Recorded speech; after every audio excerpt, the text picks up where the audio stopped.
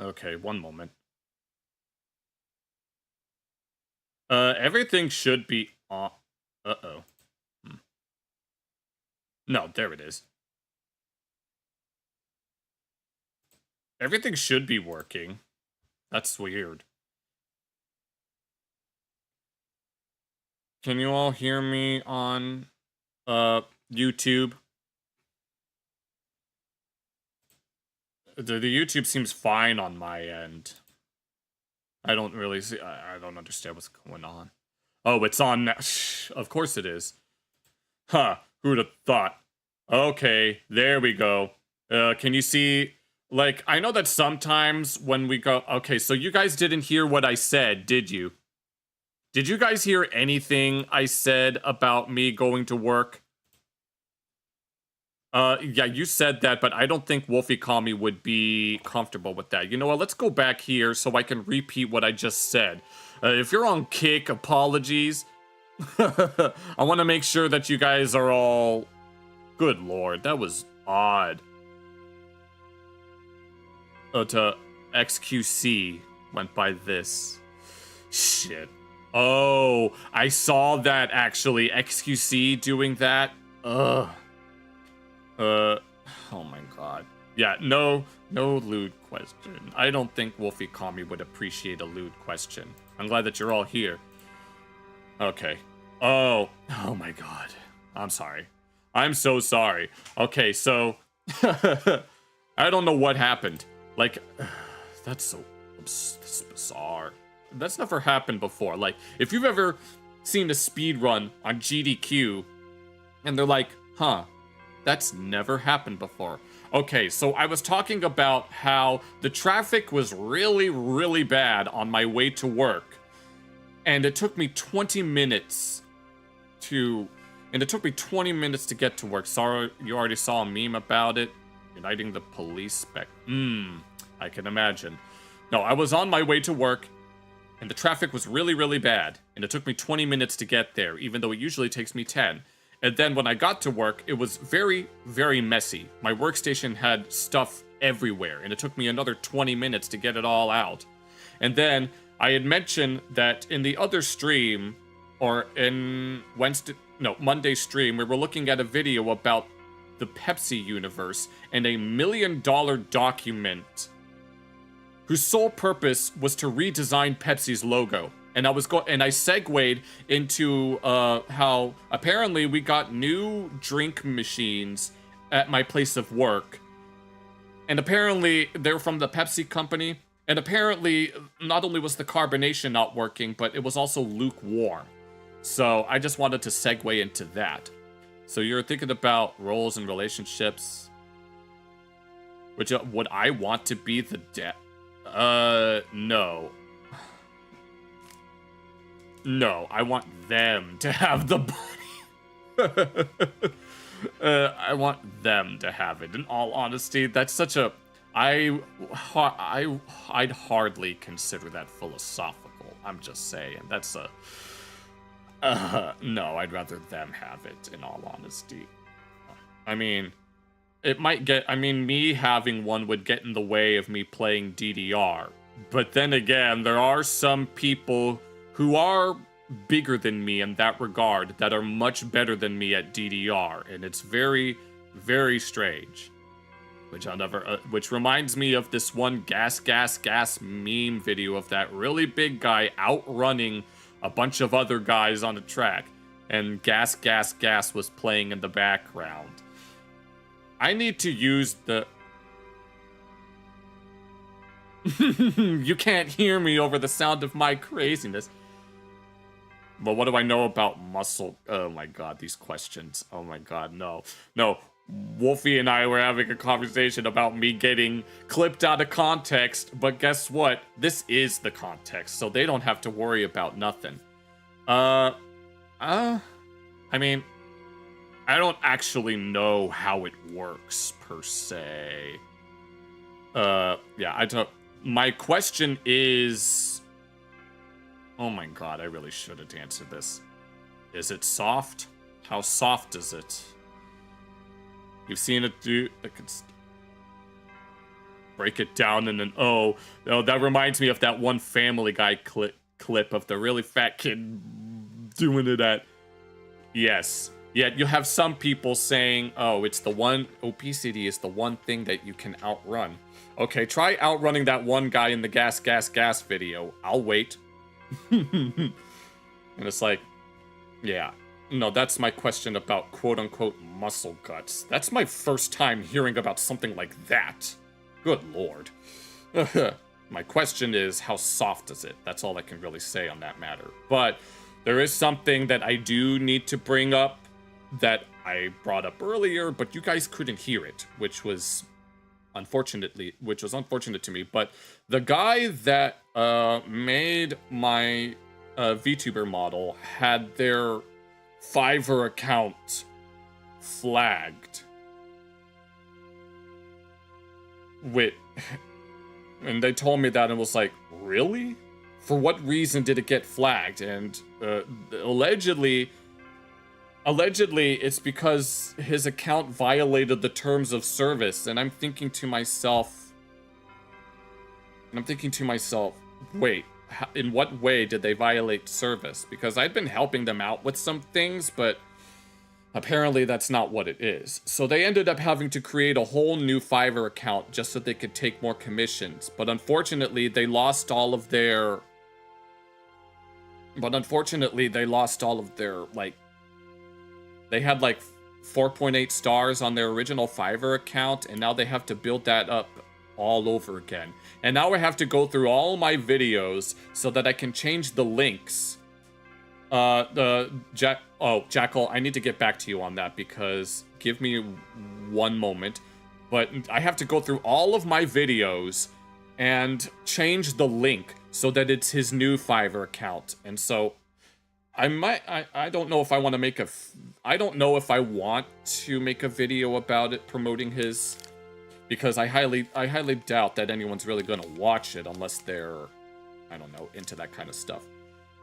But what kind of suggestions do you have? Because I still have a whole bunch of tabs open, and you guys can go ahead and make suggestions. Like I have a potion seller animated that I'm pretty sure Wolfie has seen. We still have Wikipedia's deleted articles, some random Asmongold clip, something about the book Uncle Tom, a video about Butch Hartman, the creator of the Fairly Odd Parents, and Danny Phantom, and then Shoe on Head's latest video, and then Video Game Donkey's Metal Gear Solid video, and then The Curse of Monkey Island. But if you guys have suggestions after we're done with the HASAN video that I want to look at, then feel free. Gordon Ramsay plays Minecraft. Oh lord, okay. No, I'll put that in. Eddie Hall world record deadlift. I don't think I have seen that. Here, let me look up.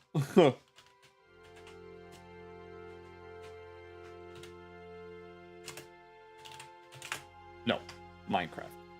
Alright. I'm guessing it's this one by Tortilla Delta. There's a prequel, and then there's an episode 2. We might have to, I don't know. I don't know who Eddie Hall is, but you guys were talking about how some people's abs blow up like a balloon. Is it actually their abs? Because I don't know if I would be into that. I mean, I know exact Monkey Island on Google Images for... Ooh. Hello, Keith the Worst. Welcome to the stream. I just said... Here, let me actually look for that, Wolfie. If I can find it. It said, you said look up The Curse of Monkey Island, but... Strongman from Scotland. Okay, that's who he is. But regarding what you guys said about those types of bodybuilders, I don't know. I just expect them to be... You went deaf and blind for... I guess it must have been very strenuous to want to lift that much. Why so many people disappear in Ooh, Oompaville. We haven't done an Oompaville video at all. That sounds like fun. All I know about Oompaville is that... You did mention that you're an Alaska native, right, Aisha? Alright. Muscle guts are fairly yeah, I can understand. It's just, I would like it to be soft rather than hard, if that makes any sense.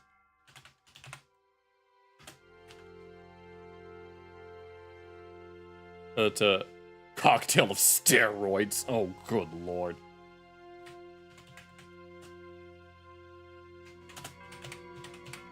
Why so many people disappear in Alaska? Okay. Oh, it's a fairly long video. Why do people keep disappearing in the Alaska Triangle? Okay. Gynecomastia? Did I say that right? Or gynecomastia?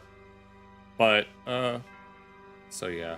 Alright. Well, at least we have some suggestions. Ikigusare? Ikigusare? Is that a Japanese thing? I don't know what that is. Sorry, Keith. But thank you for joining the stream. It's really nice to have new people. But I think I said what I needed to. Unless it's what... Oh, Bunda, you reminded me of the scene in King of the Hill where Good Hank is born, and Cotton is very distraught by the fact that Good Hank was lactating, to which the nurse said they call it witch's milk. And Cotton thought that it was because of the fitty men he killed. So I think I got through all of the things that I wanted to talk about. Well, I had to talk about them again because apparently the YouTube stream was acting funky. So, okay. Let's go ahead and actually move on this time. So, we're going to look at this video right here. Let me hide this real quick. HASAN just destroyed his career. Pen. Okay.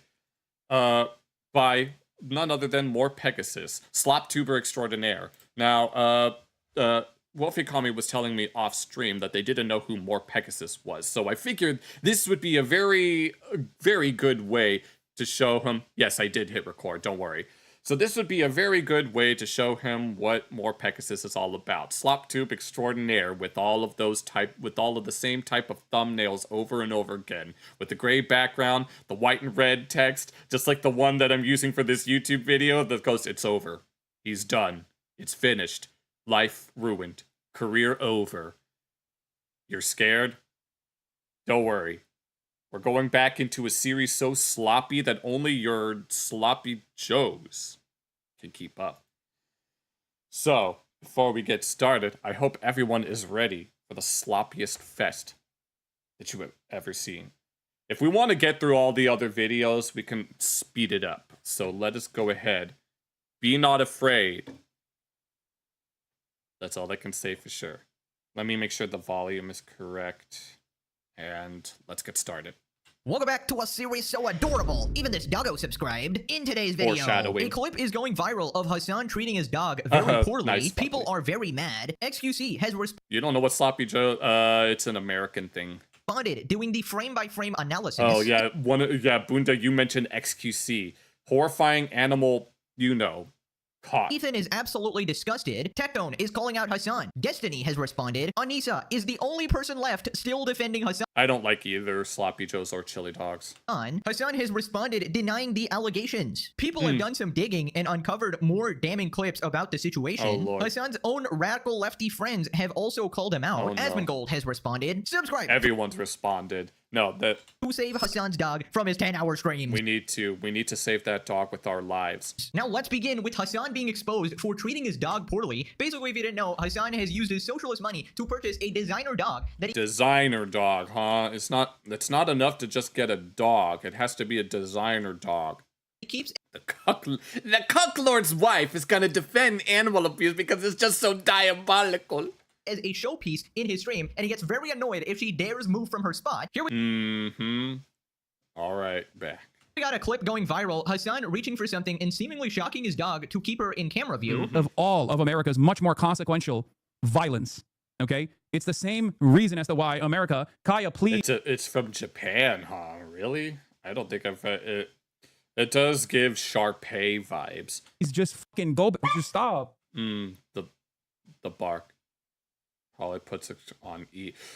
She probably does put a shock on iDubbbz. 10K on a fucking... Oh, man. I will never do anything like that. No, we have to save it. We have to save her. I think it's a girl. Barks. Looks back. What a bitch HASAN is. Jesus Christ, what are you doing? You're being... What are you doing? I could ask you the same goddamn thing. It's such a baby. Says the baby himself, constantly whining about slop tubers. It's just, you're making her stressed. She just literally is so incredibly spoiled from my mom. No, she doesn't want to come over here to see what's up. She just wants to fucking roam the house because she got to roam the house when I was gone. And she needs to literally have the same structured, regimented. I think this clip went to Trump's big baby desk immediately. I hate everything. I hate everything. Right. So I'm pretty sure everything hates you. So I guess that makes a billion of us. So let me get this straight. HASAN's dog, Kaya, tries to move 1 inch off her tiny-ass little seat platform there, and HASAN just loses his mind? Are you kidding me? Heaven forbid your dog actually tries to stretch their legs, stretch her muscles, or take a damn step, and apparently she's the spoiled one for trying to get up and move around a little bit. She has to put up with all of freaking HASAN's rantings. To roam the... Like a pet? Yes, exactly. That's what pets do. They like to walk around and do all sorts of stuff. People like to... Yes, exactly. Granted, I probably shouldn't say, we do have, like, a type of collar that does, like, a tickle, because one of our dogs is constantly escaping. And, no, the other night, when I got home, one of our dogs got out and started running all over the neighborhood at top speed and chasing other stuff. We have a collar that delivers like a very, very, I don't know how much, but apparently it doesn't work. Apparently it doesn't bother them. So it's like, I don't know what this, I don't know. No, I don't wear a collar, goddammit. No. That's not what I meant. I make the shit up. Now, people are theorizing that he reached there and he pressed a button that shocked her, and that's why she actually yelped. Now, HASAN is denying this, obviously. We'll get to all of that and all. And yep, yeah, and XQC. No, XQC. I don't know that much about XQC other than that he wanted to firebomb LA in order to stop the fires, and that he wants to turn the place south of Lebanon into a place called Landia. We just call it Landia. We're all safe from Deltarune. Yeah, and then they tickle and give vibrations. That's the collar that we have on one of our dogs, but it doesn't work that well. Well, one of our dogs is very well behaved, but the other just runs like crazy. And then I tried to chase after him, and god damn it. And then my legs were like very, very sore after that. So much for me playing DDR all the time. The investigation there, but regardless, why is Kaya just so scared? Like, even if it wasn't actually a shock, it really seems like she's traumatized or afraid of something, right? Or she's like she's afraid of HASAN. To immediately be fearful the second HASAN even makes a micro movement or anything, right? Because she knows something bad is actually about to happen, right? By the way, just a reminder, $3 million mansion, and can't just let her roam in the house. Like, you can just lock the doors, you know, she's not gonna run outside the house or whatever. I mean, maybe from you, like, if I had to listen to HASAN for... He's just a golem.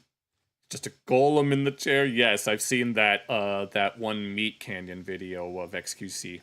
10 hours a day, I'd probably try to run too, not gonna lie. Here's what people are saying: your mom spoils her because she lets her stand up. Imagine letting your dog walk around the house. Anarchy. Why can't she roam the house or get water or food or stretch her legs instead of being bedbound for 3 hours? Not 3 hours. HASAN streams are like 8 to 10 hours. She's not barking because she's a set piece. I think I remember seeing a comment or a message somewhere that she was just a set piece. He's not acting out or doing anything wrong. Insane behavior on his part. She needs just trying to get up and stretch and just move around like a...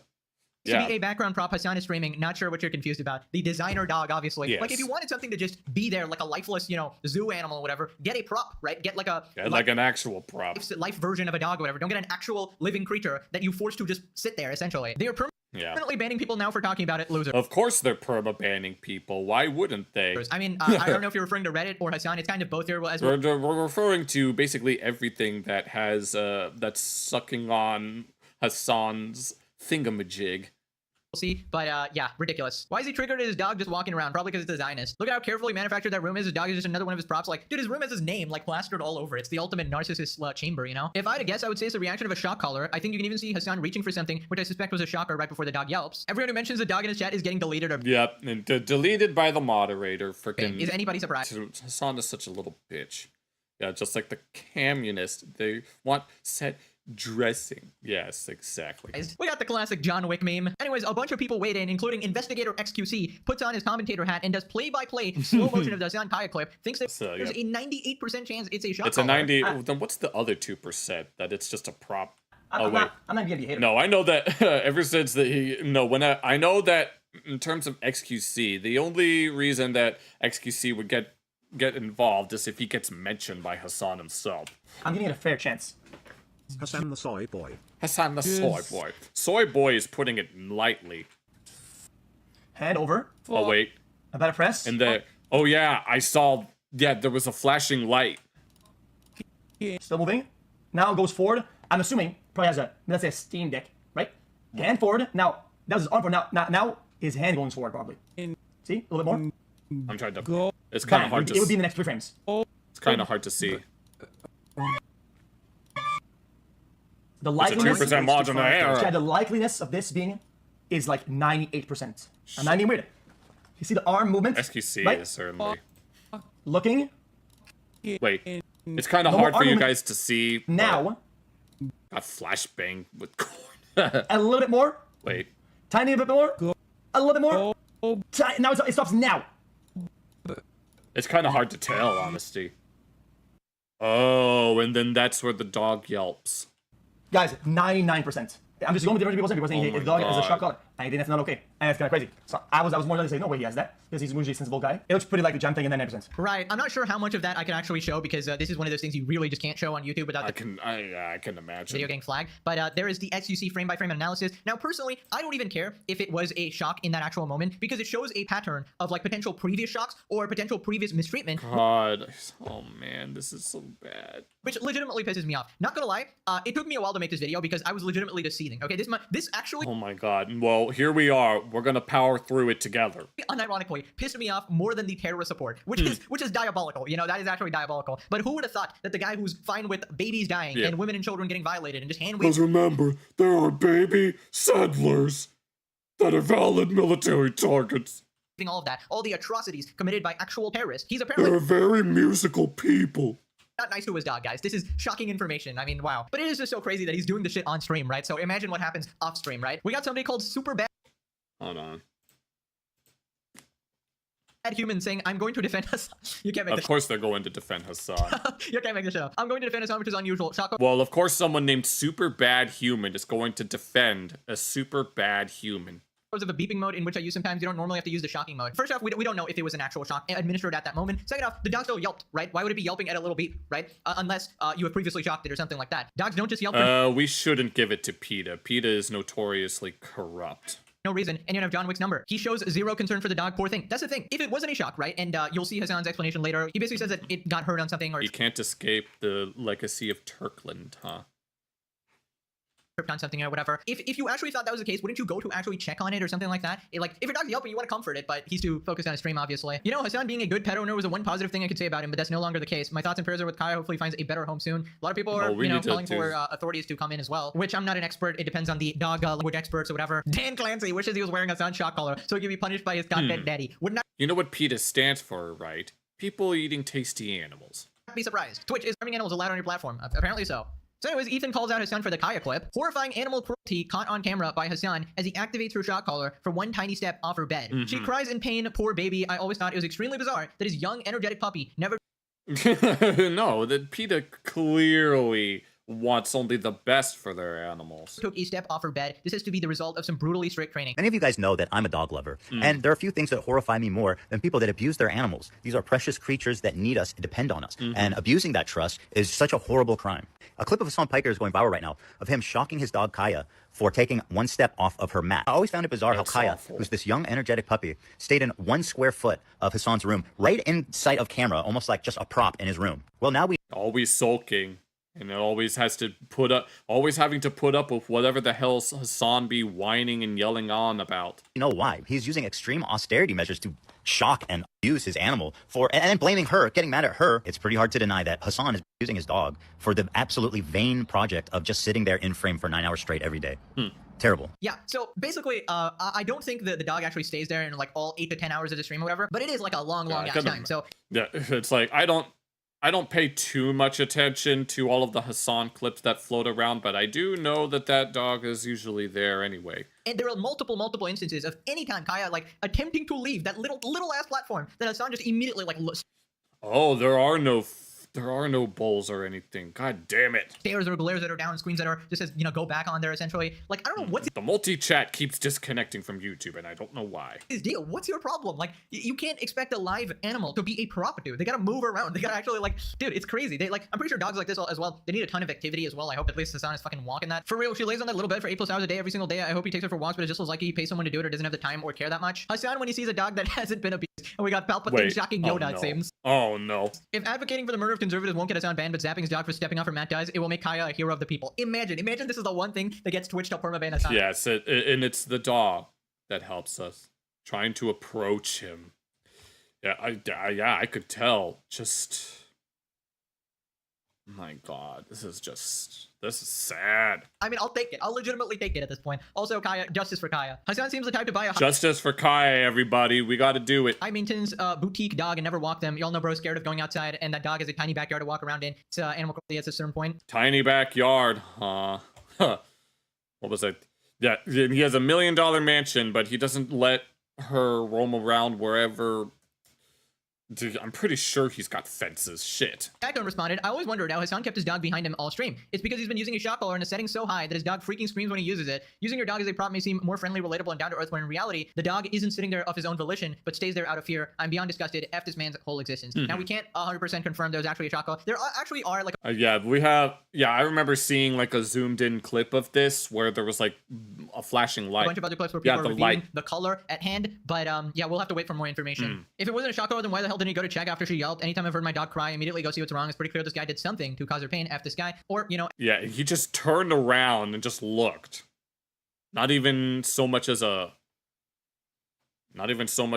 hey, are you okay? at a different time might have caused her pain, and that gives like trauma. HASAN should not have a dog, period. It's clear he thinks of Kai as a way to humanize himself. The Vogue article made a big deal about how she is a designer dog. Tech continues. Here's HASAN admitting he owns a shock collar, since he once again looked his audience in the eyes and lied to her face again. Oh, here we go. Continue to suck shit out of this man's ass when he doesn't give a damn about you, sees you as a $sign. My old roommate wanted to use a shock collar for fish, and his dog's barking. I couldn't do it. I have it still. I bought it. They are incredibly effective. He has it. And they're incredibly effective. I wonder if he's still using it. Right, so that was a clip from a while back, and he essentially says that he got the shock collar, but he didn't have the heart to use it, but maybe apparently found the heart to use it, it seems like, or maybe not, who knows. But yeah, those are the clips that people are digging up at the moment and trying to get to the bottom of this. HASAN, Yep. I don't give a shit if the dog's in pain and can't breathe. It's a dog. F this Oh, good lord. Yeah, F this man's man's entire being. entire existence. Just such a lib ass, like, oh, dude. And he has the audacity to have this little, oh, this guy used Bezos' money, this little thing down here. If you could, he has the audacity to use something like this. What a loon. Please don't get a Frenchie. I just read a Vox article talking about how problematic they are. Like, I don't give a I know they have breathing problems. I know they're incredibly fucking inbred. I don't give a shit. I know. I don't care. Like, I don't give a shit. This is a dog. Interesting. Somebody seems to care a lot about dogs here. Very caring person. We're seeing this pattern of behavior of HASAN's just overwhelming Yes, just the embodiment of empathy, correct. empathy for humans and animals alike. Why does he have a dog if he doesn't care about it? Because it's a good prop, apparently. Destiny responded, judge me by my enemies, and he just posted Gaia here. Anyways, Anissa came out Oh, and then this bitch. of nowhere and decided to be the one person on the internet defending HASAN here. And of In course response she to Anissa does. coming to Hassan's Yeah, who was it? Bunda said, implying that she has a collar on Ian. defense over the Kaya clip and calling Klein a horrible dog owner. So Anissa says, I'm a big dog advocate. Love training dogs with positive reinforcement, as you can tell with Merlin and Fiona on Ian streams. Also, iDubbbz. You have trained iDubbbz quite well. I've met Kaya. I saw Kaya when Hassan Bunda don't. was streaming. She never had a shock collar on. She was good at her place command, but that's very easily accomplished with positive reinforcement. I would be very, very surprised if this was actually Kaya reacting to a shock collar. Well, the thing is, people are talking about this specific clip here and why she yelped. It's like you just did not address that at all. Just because Ethan's a horrible dog owner and can't train his dogs worth shit doesn't mean other people are using shock collars. She's legitimately Hold on. My laptop has 2 bars on it, and now the freaking multi-chat disconnected. And then it's back. in love with this man. Like, iDubbbz, I know you love being cocked, but come on, dude. Like, it is so apparent how much he's sucking off Hasan here that this man can legitimately do this to his dog on stream, and she still comes out and defends him out of nowhere. Like, nobody asked you to do this. Ethan responds, what a pathetic shit stain of a human being to immediately hand wave away animal A, and instead try to turn it on my 4 love dogs. Anissa will erase this tweet after more evidence of Hasan's animal A comes to light. CPS visiting my family. Anissa sleeps. Hasan caught mistreating his dog on camera. Yeah, the duality of man right here. I must defend my friend. Or I guess bitch, rather. Of course, it is her overwhelming empathy. If you loved your dogs, you would teach them to stop shitting in the house. If you loved your husband, Yes, he does wear a green gay tingle onesie and stole 34%. you would train him to stop shitting in his pants. This is diabolical response by Ethan, as always, with that dastardly profile picture, obviously. Yes, this little thing. No, there's like only one other YouTuber I know that has a very similar profile pic, and it's, I believe his name is Majin Phil. He makes a lot of Zelda content. How he looks anytime he's responding on his Instagram stories. Ethan made this story, spitting facts as usual. Imagine for 1 second it was Ethan on stream. We actually don't. No, it's not me. It's Tingle. Wait, is the dog? Wait, did someone say that? Don't have to imagine. We know That this dog is.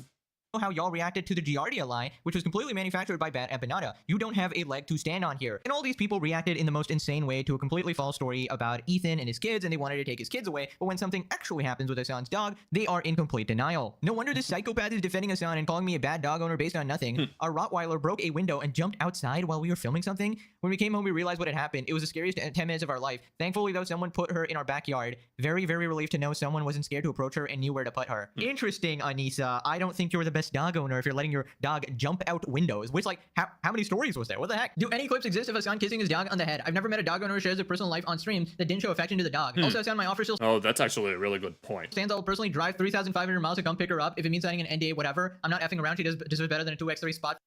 No, Bunta's willing to take on the offer. No, certainly.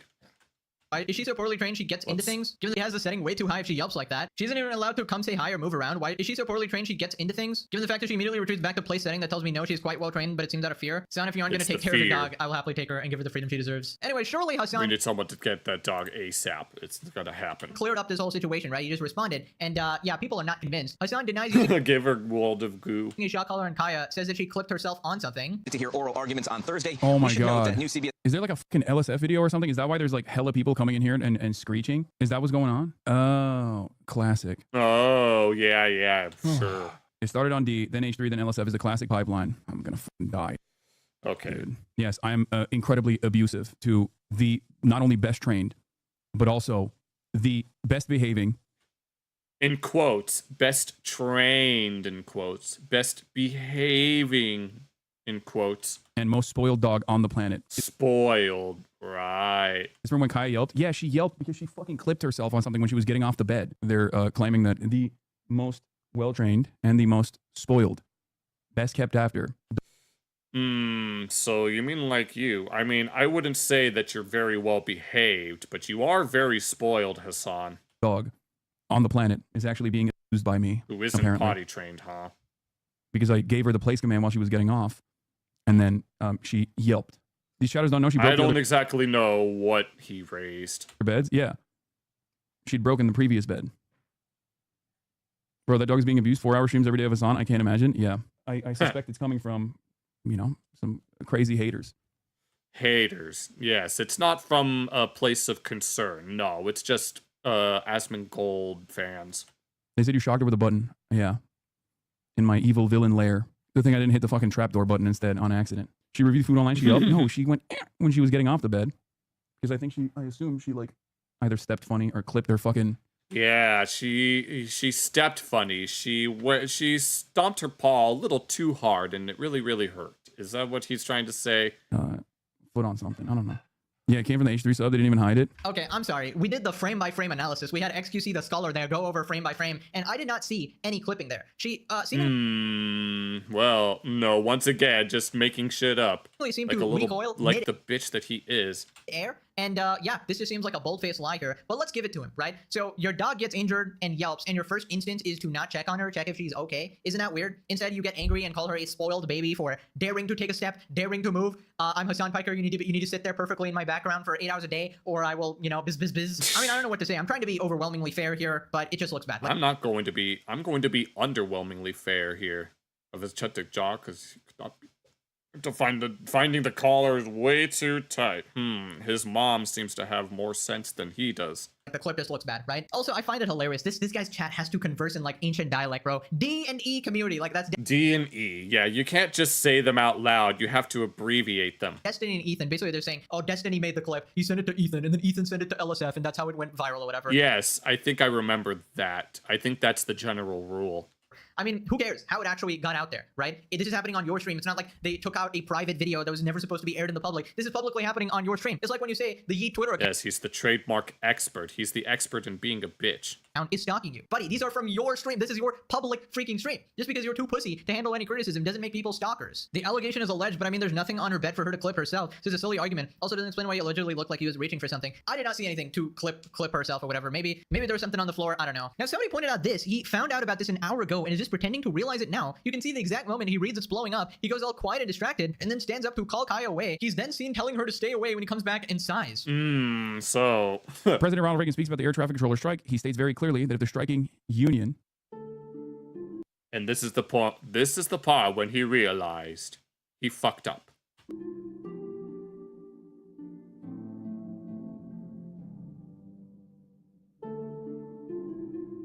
Send him to the booty warrior, because when you go to prison, the most important thing in your life is gonna be booty. You better listen to him, children.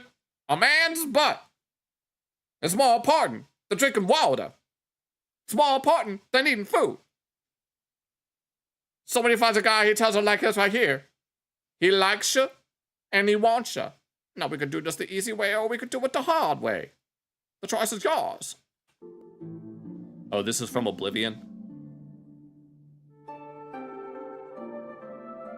One point nice. in these negotiations, agreement was reached and signed by both sides, granting a $40 million increase in salaries and benefits. This is twice what other government employees can expect. And then he walks away. It was granted in recognition of the difficulties inherent in the work these people perform.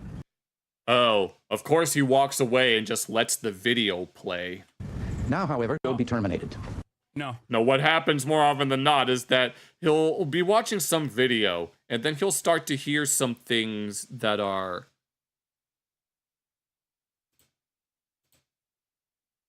one moment. Yeah, what usually happens is that he would be watching a video, and then they'll start saying something that conflicts with his worldview, and so he'll get up and walk away and not even take the time to listen. Okay, that is a very interesting reaction there. So basically, he secretly took care of the problem, right? He called Kaya off stream and then maybe adjusted something, maybe took off the collar, maybe did something there. And then later, an hour later, pretended like he saw the clip or something like that. I assume that's what's happening in this clip here. I mean, it wouldn't shock me that it sounded straight up bullshitting. But I feel like if you wanted to clear this up, you would instantly, grab Kaya there, put them in front of the camera and be like, hey, this is my dog here. She's perfectly fine. Show the collar, show it's not a shock collar. Yeah, it doesn't even have the balls to just admit defeat. And then, you would just dispel all the allegations and the rumors because your own chat was spamming a bunch of emotes of like, sad or whatever. I know they do that a lot. It's Sag. a meme or whatever, but honestly, like, I don't know, they could actually probably be concerned as well. So I don't know, I find it weird. He has to secretly call his dog off camera or whatever to do something. Yeah, I don't know, all the theories are floating. All the depends theories. how much you believe Hasan. He's probably tightening the she looks like she doesn't have a whole lot of... She doesn't look like that she's doing very... No, I've noticed for a while... All the time that I've been looking at random Hasan clips. No, she looks like that she's not having a good time. At this point, right? Now people are pointing out that Hasan's dog does have a collar, so they're debating whether it's like an air tag or actually a shock collar. In the same positive association with Israel. So all this does is breed resentment against Israel. Ignore that message on top of the multi-chat. And also, depending on how... Gave the stare. All it took was the stare.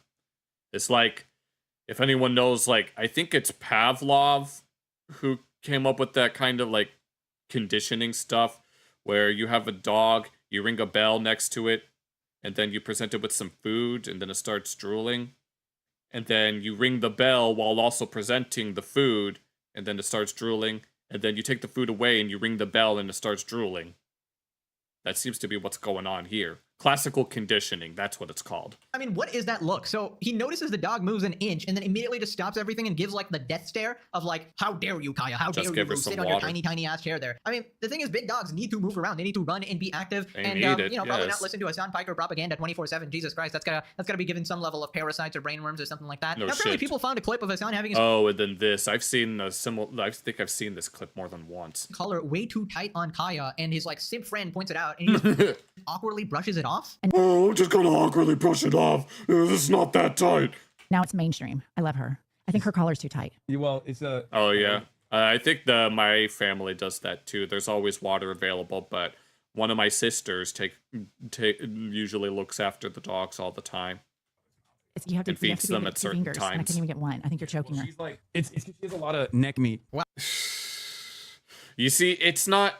She's got so much skin that it barely even reaches her throat. You know, that's the excuse, right? You have to put it tight. Otherwise, it's just gonna fall right off. Is that it? Wow. I mean, your response to I think you're choking her is it's a lot of neck meat, guys. It's just a lot of neck meat. I mean, oh my god, this guy's such a piece of shit. Like, I don't even know what to say to that. Wouldn't you feel extremely embarrassed and guilty and be like, at least apologize or say something or apologize to Kai or whatever? I don't know, man. Maybe my brain doesn't doesn't operate the way this guy apologize. does, and I'm being ridiculous. He doesn't apologize to nobody. Been trying to compare this guy to a regular human being, but it's just actually crazy to me. This absolute scumbag terrorist lover can't even treat his dog right. Right, so Asmongold responded. It's the same reason as to why America, Kaya, please just fucking go. Just stop. Yep. And here's Asmongold. I think it was the Asmongold clip I remember seeing the first time. Jesus Christ, what are you doing? And I can't even get one. I Yeah. think you're choking her. It's a 95% chance it's a shock collar. Holy shit. Do communists... Is that actually a thing that, like, the Soviets did? Hasan stating he owns and uses shock collars. My old roommate wanted to use a shock collar. I have it still. I bought it. They are incredibly effective. That's not a good clip. I'll say that. Guys, 99%. 99%. This is why XQC is so sure it's a shock collar. It beeps. It beeps. It Association with beeps. Israel. So all this does is It beep. Beep. This is Beep. probably an air tag. I'm going to assume. But see, there's a little bump there. Which country shock collars for dogs banned in? Because you Oh, yeah. I remember him looking that up. said like it's banned in your country, so they're banned in several countries. Yeah, Austria, Denmark, England, Finland, Germany, Netherlands, They're banned in Norway, England. They're banned in Finland. They're banned in Denmark, in Austria, in Germany, in Netherlands, Sweden, in Norway, in Sweden. Slovenia, Australia, in some states, and Quebec. Holy shit. Okay. Well, yeah. Okay, well, that's a lot of sort of Jeez. corroborating evidence coming out there. Obviously, there would have to be a full like investigation into what actually is going on there, whatever. But you know, regardless of what actually happened in that specific moment, I still feel like it's a pretty Yeah. weird way to treat your dog. So his reaction was very weird. The yelping was very weird, and also like all those other clips. Like, why is the collar so freaking tight that your simp fucking friend there can't even put like 2 fingers into the collar? Right? You're basically like choking your dog there, and your response was so pathetic. Like, oh, the neck is thick or whatever. The Like, neck is what do you thick. mean? Like, what does that have anything to do with the tightness of the collar? Like, it's not growing actively as you put it on. You should be able to make sure she's not, you know, feeling uncomfortable and shit like that. Yeah, But that I don't too. know, man. This is just looking bad. So much things adding up here. Here's Asmon's comment saying, "Stop being a baby when shocking an animal for trying to leave a room is genuinely mentality insane." And now we know why the dog always looks so miserable. Not only she has to live with her son, but he's both shocking and choking his poor dog, poor Yeah. girl. There's only one animal in that room deserving of a shock collar, and it ain't the dog. Yeah, pretty much. No. He almost slipped and confirmed it's a shock collar. It's the fact that his fans are still saying it's not is wild. Well, of course his fans are saying it's not. His fans captured him to such a huge degree. I mean, I'm not going to definitively say that without 100% proof, but I still don't like the pattern. This person says it's 1,000% a shock collar. We got XQC with the 98%. We got the 1,000%. We got 1,000% shocked. He's got that poor dog trained to sit in the same spot, not even allowed to move. That wasn't a bark for attention. That was pain. Yeah. It's not even like the dog was barking or destroying something. He literally just moved and he zaps it. Evil man. Is anyone Just moving, and that's it. surprised? Animal mistreatment is a classic symptom of psychopathy. Even his dog hates them. This is disgusting. Yeah. Now, apparently, the cover-up is on full display. What are the odds that she might end up snapping, if you know what I mean? The LSF moderators are going and deleting every single instance. I literally had like 4 different links ready for this video, and then when I tried to start recording, all of them were deleted. So I had to go find it in some alternative sources or whatever, because they keep trying to wipe this shit, which is Okay, so they're trying to hide the evidence, but the thing about the internet is that a lot of things are a lot more permanent, than you might think. crazy. It's like the Hasan Piker Defense Squad is just just when you think that you may have deleted something, there's usually a backup of it somewhere else. Engraved in Reddit or something. HASAN isn't gonna frick you, by the way, my god. So anyways, XQC calls them out. XQC scolds I don't think I want to look at that. the LSF mods for removing some HASAN threads, says to call him. Remove a moderator. Oh, not this again. Yes, this again. Not this again. I cannot. Come on, bruh. It's okay. Come on, bruh. Again? XQC. Yo, LSF mods. Yo, you have me on Discord. Give me a ring. Yo, I know you might be watching. Buddy, give me a ring. I had you on stream last time. Buddy, explain. I said last time you guys are doing better. And if you guys do this shit, I will hell hold you accountable. I have to hold you guys accountable. I mean, that is some classic Reddit censorship. Is anybody surprised that they want You thought the things you say are permanent? Probably. to desperately defend HASAN in any way humanly possible? face. It is just the classic Reddit playbook. And this is why we were talking about how they need to be investigated in this, like, and apparently these Reddit admins are working with Well, I think they are going to get investigated, especially in the context of Ethan Klein's subpoena. H3 snark mods or something like that. And, you know, Reddit is also being questioned for being one of the platforms, potentially radicalizing people into Yeah. political violence as well, right? So these are all, like, subtly connected in some strange way, right? And I feel like you're never going to stop the message. I mean, no matter how many clips you delete, it'll just get posted again and again on Yeah, there's always someone somewhere that'll have all of these on file. different Reddits or on Twitter, and essentially people will see the truth, and you won't be able to hide this type of shit. I feel like HASAN could have explained this away much easier than just secretly taking his dog off camera and then giving some weird explanation that makes no sense where she clicked herself on something when we did the frame by frame, we didn't actually see anything. Maybe you should say exactly what she clicked herself on. Maybe actually go investigate. Maybe try to dispel some of these rumors. But it just seems like he doesn't care. He didn't care that the collar was too tight. He just did not care. XCC says he doesn't understand why HASAN is trying to gaslight over what happened. To me, it's fascinating. Oh, let's hear the Gigabrain analysis. It's not that crazy. People have their own secrets, they have their own private lives, but they have something on in the middle of the camera that happened, and then to try to gaslight everybody and say that it's wrong when it's provable in live motion is it's just dumb. I don't get it.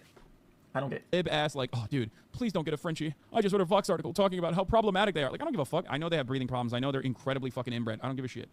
And we saw that clip earlier. I know. I don't care. Like, I don't give a shit. Nick the Oreo drops a warning about incoming HASAN fan obfuscation. Oh. Obviously, the out of context demons are coming. Here we go. LSF mods. He's treating his dog like a Funko Pop. Oh god, dude. Funko Pop. Dude, oh god, and I'm remember who's the e-girl who spent like fucking $3,000 on Funko Pops of some guy's money or something, Why do I feel like that sounds familiar? or like their entire backdrop was like Funko Pop. That's not Pokimane, is it? Pokimane was the one with the cookies. Remember, he's treating his dog like a Funko Pop on a shelf, just something to be in the background of his streams. Stay on your 2 foot by 4 foot mat. Do not move for 8 hours, or I will shock you. Kind of day is. Apparently, the dog does leave the mat sometimes. And that's like an okay thing. What's today's topic? HASAN. Okay, cool. So be careful saying that for 8 hours the dog sits there, because an asshole annoying like subhuman freak on Twitter will be like, actually, the dog sits there for 6 hours 42 minutes and Actually, nerd emoji alert. 35 seconds of stream on average. I watch every HASAN stream and I know exactly what I'm talking about. Of course they watch every single stream. You're a fucking defamation artist or something. Yeah, I don't know, dude. Some like absolute subhuman wretch is gonna come try to correct you. It's out of context, guys. You just have to watch HASAN's entire 10-hour stream, of course, and the previous 30 days of his content in order to get the full context for what that SLOP very as well. obvious clip of the dog just yelping, right? And HASAN's very weird, strange reaction there. Actually, you don't understand. HASAN is the kindest terrorist blazer on the planet, right? Out of all the terrorist blazers. Yes, he supports the Houthis 10 toes down, in his own words. In the world, he is the kindest one, right? The kindest terrorism supporter. He really cares about animals, you see? Judging by his care for actual humans, he definitely cares about animals, obviously. I mean, I just never understand these types Well, here's the thing. The Austrian painter liked animals. of people who defend their streamer to the ends of the earth. It's like Destiny fans. Like, the amount of times he said he likes 15-year-olds. The IT, I don't know. Doing impressions, kind of. It just doesn't matter to them. It's always out of context. He wants to kill all conservatives. It's out of context, guys. It's just like everything's out. It's out of context. It's always out of context. It's never in context. But the problem is they are the context. Context. These people have created a cult in which they can never be criticized. They can literally, these people will never lose their fan base. Now click this video to actually allow Kaya to run around in the backyard. Yep. Well, we are clipping this video. Yeah, he was a vegetarian, actually. But yeah, that was... Yes, we definitely got a lot done in that. In Germany, made by the Austrian painter. Yeah. The irony, right? No, that vegan teacher equates eating meat to the Austrian painter, except the Austrian painter himself was a vegetarian. So the irony is real in that case. Well then, we got through what we needed to. And we've got a whole lot of other stuff that we can look at. Okay, I hope everyone is doing great. First cross surgery happened in Deutschland. I don't know anything about that. I feel like I may have heard about that at some point, but I don't quite remember. Oh, his doctor prescribed it. Well. We do have... I have, like, a crap ton of other things. When he got mad diarrhea. Diarrhea. Because, oh, honey, is it? Yup. Diarrhea. There we go. All right. So that's that. I mean, I have like 2 other thing videos adjacent to this that we could look at like real quick. I actually wanted to take a quick look at this Asmongold clip. So let's go ahead and check that out real quick. Closely match the ET300 Mini Educator, which does have shock prongs. It seems to match in shape, in the positioning of the charging port, in the texture of the plastic, unlike this one with the much more curvy light than the one HASAN has. This one, which is vibrate only, also has its charging point on the side. The one HASAN. So is this the expose? So just for context, Kaya, please just fucking go. Just stop. What a jackass. You're being such a baby. HASAN first ass mold. Diarrhea. Yeah. said this was due to his dog tripping. Then he said his dog was wearing a vibration collar. Vibration. Then finally, people found out the exact model, which is a shock collar with prongs removed and covered with black tape. What a fucking bastard. No, I'm just gonna drop it like it's hot. Where the prongs that could deliver the shock are simply removable. He removed them. And then he put them back on after the fact. You can just remove them. Or apparently, maybe, plausibly, ostensibly, cover them with black tape. Mm-hmm. And Asmongold fucking blown away by that. With the difference in level and the shade of black. For anyone else that's still confused, that's the one in his hand, that's the shock collar, and that's the vibration collar. Mm-hmm. This needs to be higher. It is 100% proven it's a shock collar. This idiot just taped together. He's actually a dumbass. Yes, he is. I don't know what that is. Oh, man. Are you fucking kidding me? If it's found out that he's taping or obstructing this in any way, he 100% shocked the dog. Why would you do that? Oh, Asmongold changed the brightness. No, he's taped it. Why? They're always over dramatic. No, I'm so glad I showed this. No, this is fucking bullshit. I mean, we all knew that HASAN was a piece of shit, but good fucking God. Why would you do that? 12 hours off stream, and this is the best HASAN could come up with, huh? He couldn't have bought a second one to keep up appearances, but no, apparently that's too much. Apparently that's too much for his multi-million-dollar whatever to afford. Okay, that's that. We got a few. Okay, I did have a Metatron, but I think it would be better. You don't even need that to be. That's how obvious. Good lord. Okay, I think now it might be time that you probably die without. You would probably die without a stream kicking off.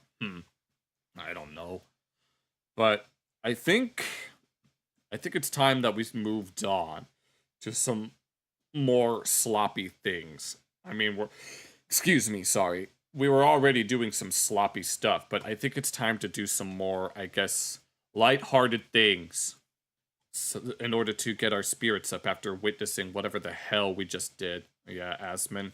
Oh, without his... Okay. I think... Oh, yeah, because of Asmongold's living conditions. Yeah. Oh, you're gonna go to bed, Jackal? Well, thanks for joining anyway. Let's do something a little lighthearted. I think this is something that Wolfie has probably seen. I just wanted to... The Eddie Hall world record. Is that a video, or is that something that I could just look up on Google? But I want to check this out for Wolfie Kami. He needs the mold. You see, he was born into the mold. He was molded by it. Hello, potion seller. I am going into battle and I want your strongest potions. My potions are too strong for you, traveler. It's a video. Okay. Potion seller. I'll check it out after I'm going this. into battle, and I want only your strongest potions. You can't handle my potions. They're too strong for you. Potion seller, enough of this game. It's a minute long. This is amazing. I'm going into battle. There was something that I wanted to mention about the way that he made this character in the filter. It reminds me of that one character from Ratatouille who killed a man with his thumb. And I'm sure some of your you might know who I'm strongest talking about. potions. You don't know what you ask, traveler. My strongest potions will kill a dragon, let alone a man. You need a seller that sells weaker potions, because my potions are too strong. Potion seller, I'm telling you, I need your strongest potions. I'm going into battle. I'm going to battle and I need your strongest potions. You can't handle my strongest potions. No one can. Potion seller, what do I have to tell you to get your potions? Tricked his brain into thinking he's lifting a car. With your strongest potions, potion seller, I need them if I'm to be successful in the battle. I can't give you my strongest potions because my strongest potions are only for the strongest beings and you are of the weakest. Well, then that's it, potion seller. I'll go elsewhere. I'll go elsewhere for my potions. That's what you'd better do. I'll go elsewhere for my potions and I'll never come back. Good. You're not welcome here. They look like my knees. potions are only for the strongest and They don't really clearly look- they not don't of the really look strongest, like you're knees clearly all the that weakest. You've had your say, potion seller, but I'll have mine. You're a rascal. You're a rascal with no respect for knights. No respect for anything except your potions. Why respect knights? I respect. When my potions can do anything that you can. All right. That was neat. Okay, so now we can look for the if I can remember, Eddie Hall world record.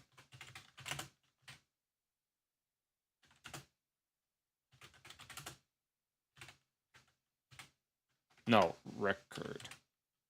Can I please? You're a rascal. You said, okay, I'm assuming it's this one. 1,100 pounds. Oh, good. Okay. No, I do not want to help you two by answering this question. So he had to imagine that he was rescuing his kids. Okay. Okay.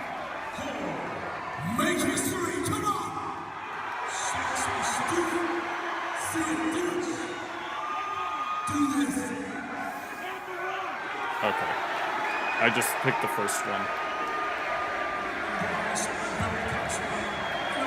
He's not lifting with his legs.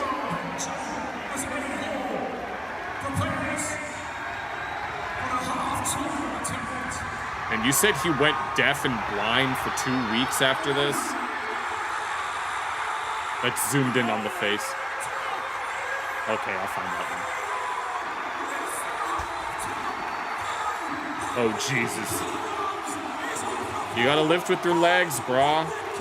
That's what they say. You gotta lift with your legs. I'll look for the one that's zoomed in on his face. If I can find it.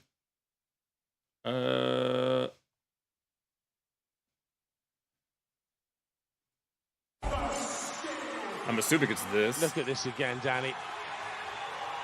He was already coming out there. He'd been holding his breath for a few seconds. Hadn't quite locked it out. That's the... Oh my god! Oh, no, no, no, no, no, no, no, no, no, no, no, no, no, no, no. I don't want to see the rest of that. No, I see the fucking blood. Oh my god. Ah. When he got his hips through. Oh my god. Is this what you were talking about? Oh, good lord. That's pure pleasure right there. Oh my god. We might have to click away from this. Held it all day if he hadn't have, well, probably blacked out. Very different idea from pleasure to me. The mountain explosion? I don't...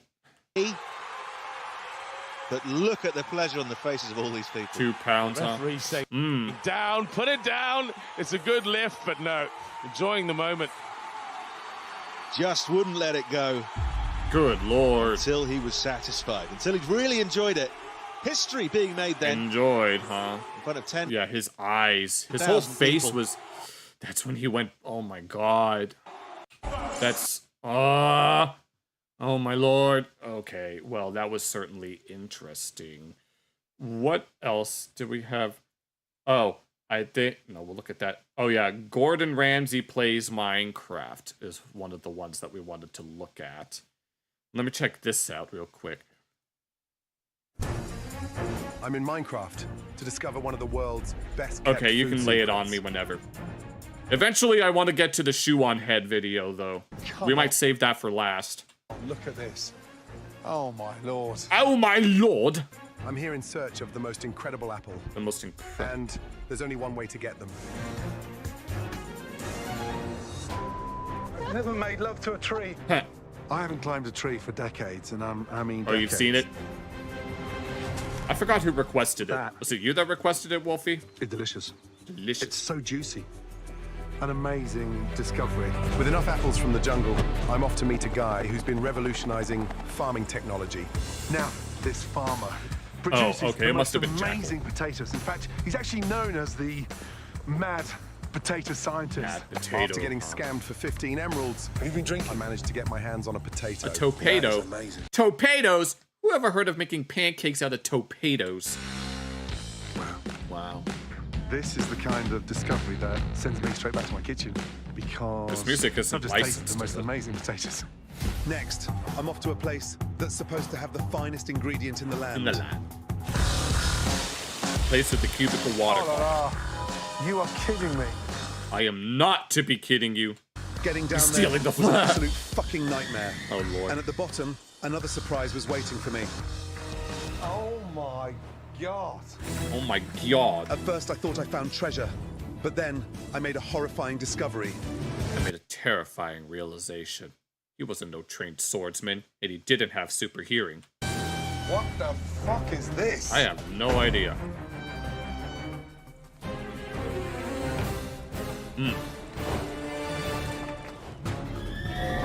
Oh dear. It's raw. Raw, huh? You found raw whatever the hell in that chest.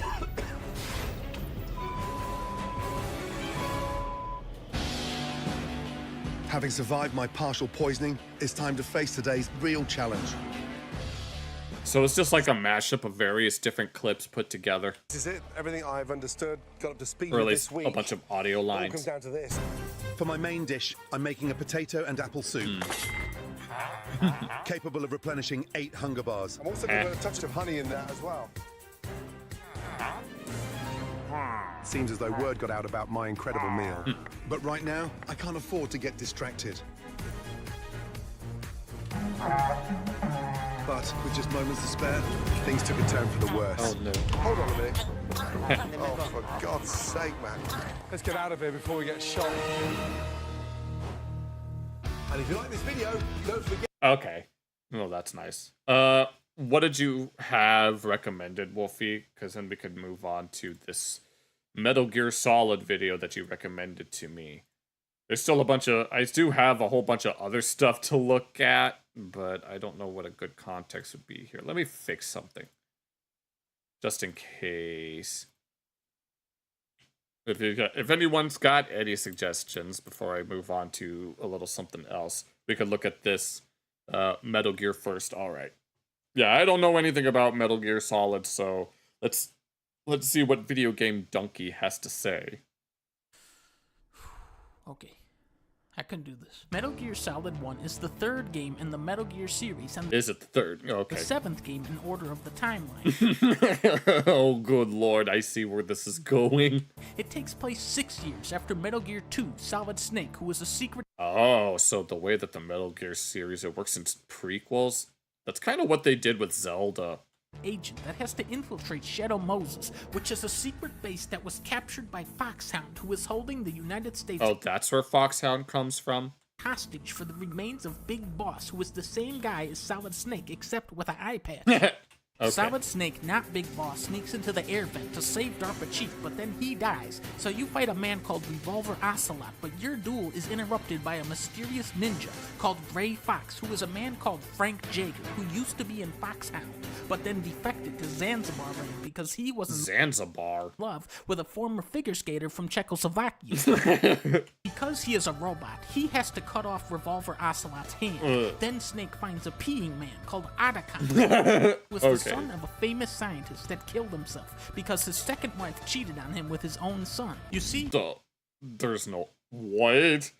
Otacon's father, Huey Emmerich, built Metal Gear Zeke for Naked Snake, and then built Metal Gear Philanthropist for a man called Skullface. This is why Otacon builds a secret robot called Metal Gear Rex for a man called Liquid Snake, who is a clone of Solid Snake, created from the DNA of Big Boss, who is also known as Naked Snake, who is both of their fathers, and he has I've lost track of however many snakes there are. eye patch. Solid Snake is tricked into activating Metal Gear because Campbell thought that Miller was not Liquid Snake, but he actually was. But turns out Revolver Ocelot was actually a double agent the entire time and was secretly working for the third Snake brother called Solidus Snake. Okay. Who is also the president of the United States and has a Dr. Octopus suit with flamethrowers on it. And he has an eye patch. Are you following me so far? But turns out they all have eye patches. That's what it turns out. Next, we have Metal Gear Solid 2. This is where things start to get a little confusing. 2 years. You wish you had context, Alex. It's Metal Gear Solid. After Shadow Moses, Solid Snake jumps onto a boat where he is confronted by Revolver Ocelot, and it turns We're actually getting... Yes, this is the context. We're watching a video that's explaining the context. out he is now possessed by the spirit of Liquid Snake because he grafted Liquid's arm onto his body. So now Ocelot is voice acted by the voice actor for Liquid Snake. He blows up the entire boat and steals an all-new robot called Metal Gear Ray. Then, 2 years later, the new president is taken hostage by the old president. So the colonel sends in Snake, who was actually Raiden, who was a part of Foxhound, but not the old Foxhound, a new version. Turns out, Solid Snake is the leader of the terrorists, but not the real Solid Snake, who is now known as Pliskin. You see, after you rescue the new president, he reveals that the entire democratic process is actually a sham, staged by a secret organization called the Patriots, who rule the United States from the shadows. Turns out, Watch that be an actual thing in real life. Shell is actually a facade, merely created to conceal a super secret robot fortress hidden beneath it called Arsenal Gear, which houses a powerful AI called GW, which allows the Patriots to censor and control the flow of information. To stop GW, Raiden teams up with Otacon's sister, who is killed by a vampire after they upload the virus. Now there's vampires? To Arsenal Gear, the Colonel tells Raiden to turn the game off because he was actually an AI construct created by GW the entire time. Raiden then has to fight 25 Metal Gear Rays on foot with a pistol. After the battle, Liquid Ocelot reveals that he was actually a triple agent working for the Patriots all along. Turns out the entire video game of Metal Gear Solid 2 was orchestrated by the Patriots to simulate the events of Metal Gear Solid 1 so that Raiden could get good army training. I don't... Ocelot is once again possessed by Liquid Snake, who declares he is now a reverse quadruple agent who will destroy the Patriots and jumps off of a building. Then, for no reason, the AI Colonel contacts Raiden and reveals that GW was only one of many AIs developed by the Patriots. The true purpose of the simulation was to serve as a microcosm of society entering into the digital age. The Patriots were concerned that with the arrival of the internet, humanity would become too fixated on trivial information like overly complicated video game storylines. Then we have Metal Gear Solid 3, which is set 41 years before Metal Gear Solid 1. So the sequels are actually just prequels. This was made before 9/11, I bet. So all of the sequels are really just prequels. Yeah. No, that's what happened with like the Zelda series. Like you had Zelda 1, then Zelda 2, and then A Link to the Past takes place before the first Zelda game. And then Ocarina of Time takes place before A Link to the Past. And then after that, the split timeline happened. Big Boss is betrayed by the boss, who is a different person, The but he boss. doesn't know. Not even the big boss. So now we have just the boss. That she was only I don't know when we're gonna do Lali Lule Lo. I still don't know what that is. pretending Welcome to back, defect to Rody. Russia because the United States told her to do that so she could be a scapegoat for the Cold War. After being thrown What the hell? off of a So now the Cold War is involved. bridge, Naked Snake is tasked with destroying an early Metal Gear prototype called Shagohod and eliminating Colonel Volgin, who has lightning powers, and eliminating the boss, who he is in love with, and he has to steal a secret microfilm that is worth $100 billion. Did they even have that kind of money back in, what did it say, the 60s? He teams up with a woman called Eva, also known as Tatiana, also known as Matka Pluku, also known as Big Mama, who is Solid Snake's mother, who in a shocking twist is actually revealed to be a double agent working for China, and she steals the microfilm, but it was a fake. Then It was, in I Metal don't Gear even Solid know. 5, you play as Venom Snake. Metal Gear Solid 4. So we're just... The real Colonel brings Solid Snake out of retirement for the 4th time, even though he is now 200 years old. Wait, so this one takes place that far into the future? Oh my god. His mission is to stop Liquid You would think that my vast knowledge of Kingdom Hearts would help me understand this, but I guess not. Ocelot once and for all. The only problem is Metal Gears have now merged with the technology The Ocarina of Time Calmu. of a cow, so he has to meet Drebin, who has a little monkey. Drebin injects Snake with nanomachines so that looked like freaking Gollum. that he can shoot guns, and learns that Liquid's new plan is to use Big Boss's bio. His body is, but it takes place in, okay. Biometric data as a key to take sole command of And when did this game release? the Patriot's firearms control system. The vampire working for Liquid then throws Big Boss's comatose body into a fire because he forgot what the storyline was. Then everybody goes back to Shadow Moses, where Liquid reveals his new battleship called Outer Heaven, which is the name of the secret base where Solid Snake blew 2008 and 2014. That actually reminded me of Resident Evil 6, which came out in 2012, I think? But the story took place in 2013. up Big Boss with a rocket launcher 19 years ago. Snake sneaks into the core of Outer Heaven, which is actually a modified version of Arsenal gear, and installs a secret virus that disables the entire AI network perpetrated by the Patriots, thus deactivating all weapons in the entire world. The entire world? Even how do you deactivate a analog gun, though? Turns out, this was actually all a part of Revolver Ocelot's plan the entire time. And what you was see, that? he was never actually possessed by Liquid Snake. He merely used hypnotherapy to make himself think that he was. Okay. His true All goal the guns are ID, so... all along was to achieve world peace, but also he wants to fight Solid Snake in a brawl to the death. You see, Big Boss was actually Revolver Ocelot's greatest friend and idol, even though he killed his mom. During their fight, Ocelot is exposed to the Fox Die virus, which kills him because it was injected into Snake by Drebin, even though he should have been exposed to it earlier in the game and died, but they forgot. And that is the entire storyline of Metal Gear Solid. The entire story... Is there more, though? Then, in a surprise cutscene, it is revealed by Big Boss, who is still alive, that every single event in the entire series was fake and staged by the Shadow Patriots. You see? Turns out, Eeyore. Eeyore. It all makes sense now. So Eeyore was behind everything. Of course he was. All the guns are AI in 4. Well, you guys seem to know more about it than I do. I mean, I could talk about Kingdom Hearts explained. In fact, you probably can't see it. We have this VTuber Kip reacting to a good enough summary of Kingdom Hearts. Is the franchise ever. Once again, I don't know anything. Okay, you can go ahead and make your suggestion. I will be right back.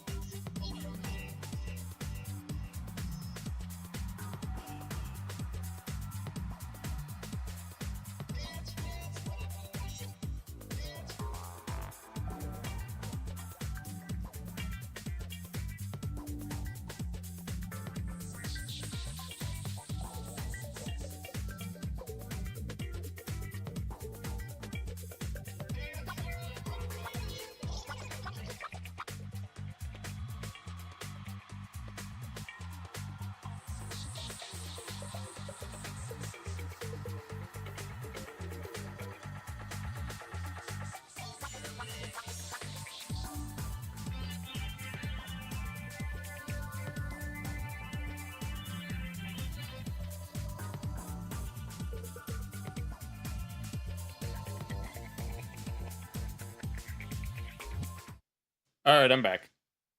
Williams Wasp BBC, The Century of Flight excerpt.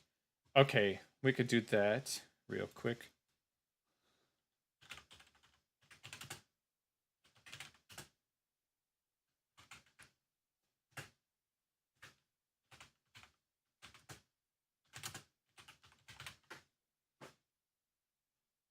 I'm guessing it's this top one.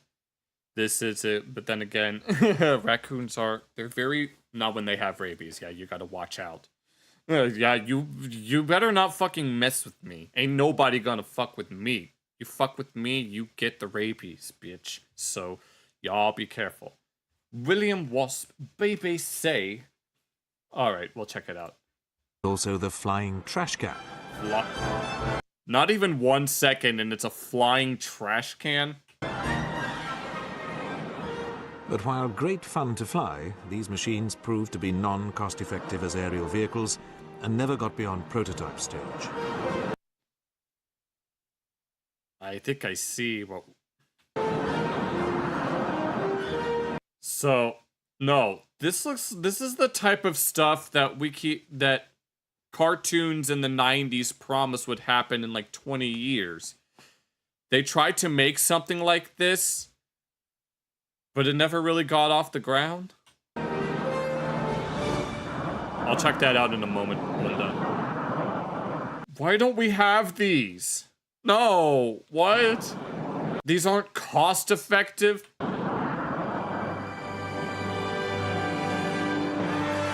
Or is this just some... Is that an actual person piloting it, or is this some sort of drone? That's not possible in 1964, huh? Okay, so let me look. Sam Hyde after fight challenging. Sam Hyde calls out HASAN. Watch the next one. Give me 1 moment. It's the Bowser flying contraption from Mario. And read the wiki article. Just give me a moment.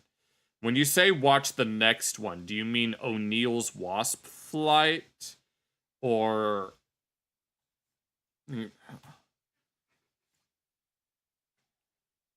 It does look like that one thing from Mario Kart, but with less clouds. Your personal flying platform. And then, Bunda, we can look at that in a moment.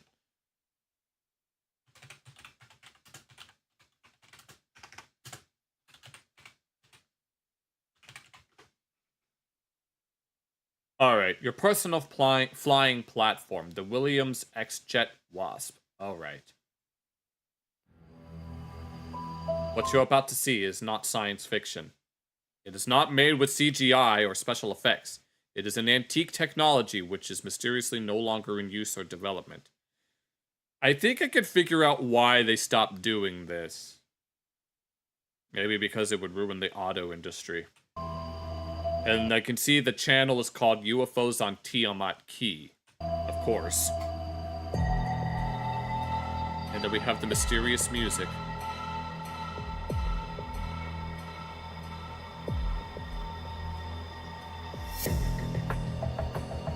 I know you guys like it when I dance.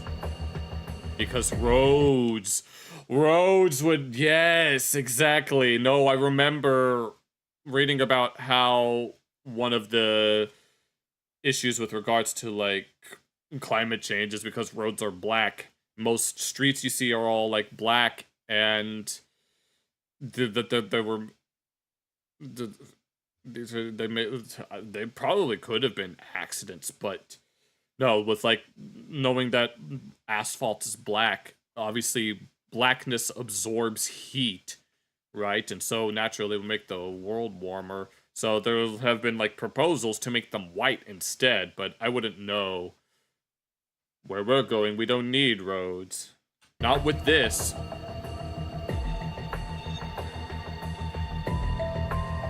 I mean, I could understand how something like this would be very dangerous, especially since there's no backing. You could easily, like, fall backwards and just to your doom. The year is 1974.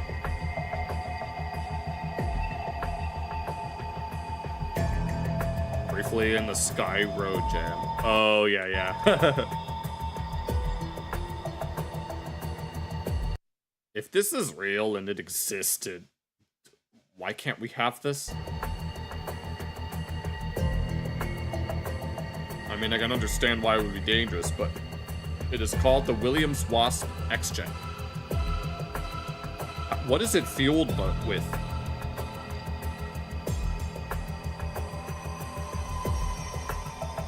Imagine if the oil companies...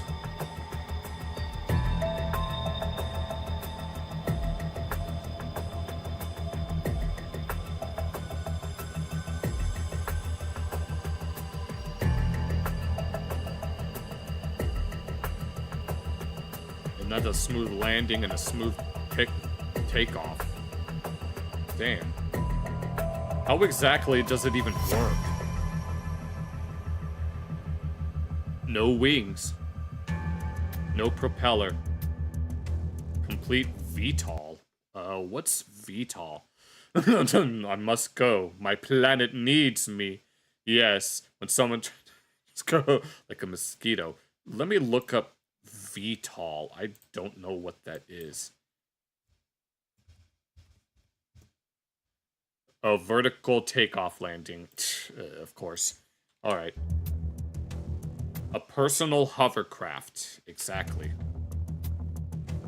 The original iPod. I don't recall iPods ever flying, though.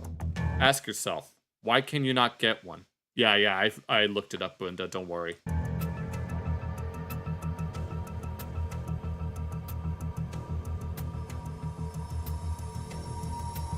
It's filled with imagination.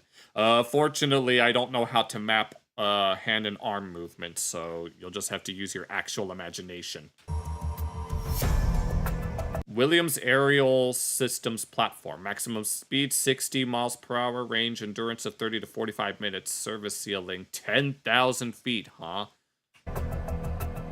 60 miles per hour is not that bad. I mean, that's the average speed limit of some of the highways around where I live. Apologies to anyone who doesn't use Freedom units. The Williams X-Jet, created by Williams International, was a small, lightweight, vertical takeoff and landing system powered by modified Williams F-107 turbofan aircraft engine. Scary heights. How high up is that? Is that like beyond, within or beyond the stratosphere?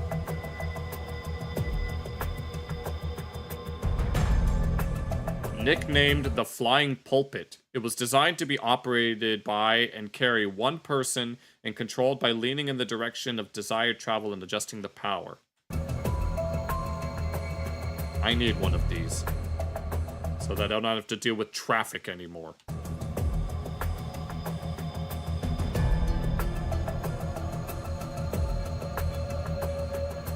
It could move in any direction, accelerate rapidly, hover and rotate on its axis, staying aloft for up to 45 minutes and traveling at speeds of up to 60 miles per hour.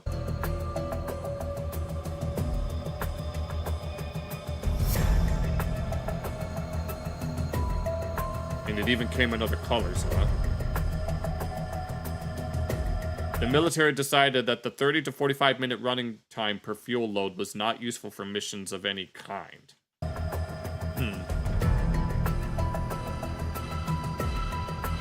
I mean, I gotta understand that it's not very fuel cost effective in that regard.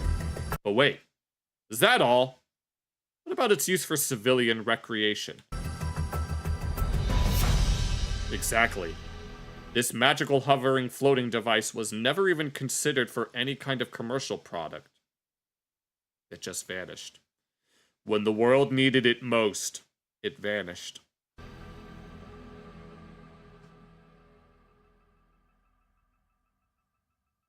It is now an ancient relic on display at the Museum of Flight in Seattle, Washington.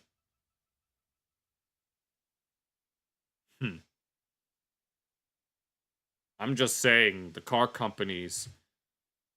If car companies invested in something like this... I wonder. But apparently it's just not cost effective in terms of its fuel economy. God damn. Okay, what was it to Area 51 has them for that purpose? I can imagine. Look it up. All right, here. I still have this up, but here, let me.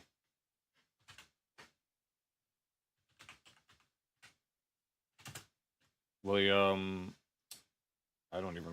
God dang it, I don't remember which one.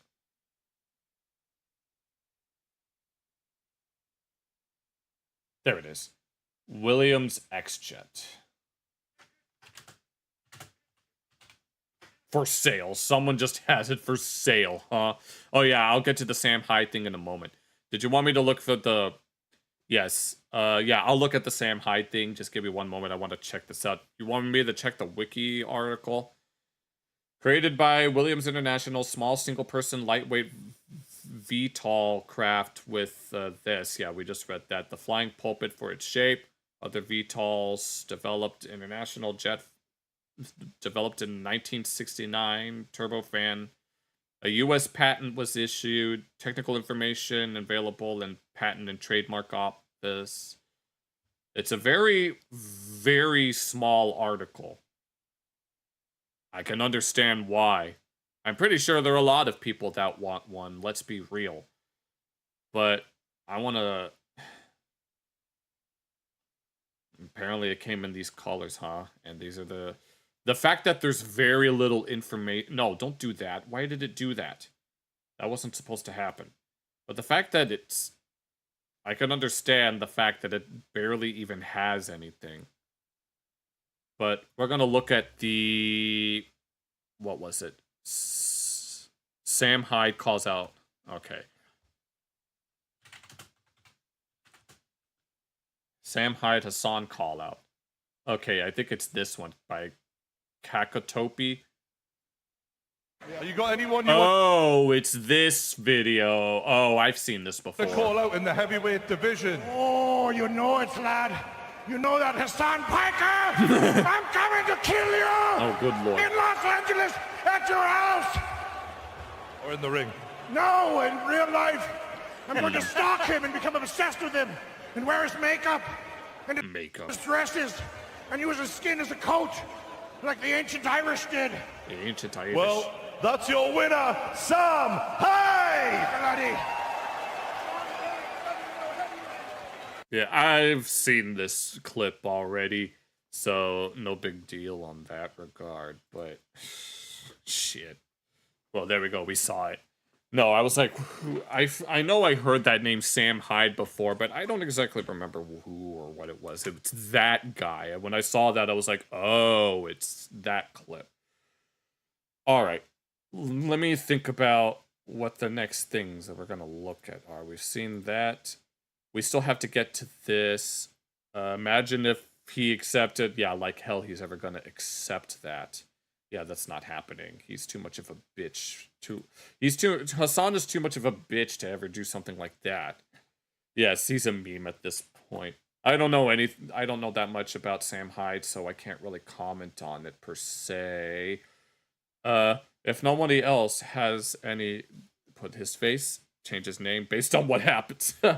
Okay. If we don't have anything else that we wanted to look at, I'll look at that on my own. I had these two videos that I wanted to look at. I wanted to check out this video about how we're being lied to about Uncle Tom. Because oh yeah. Don't worry, we still have this.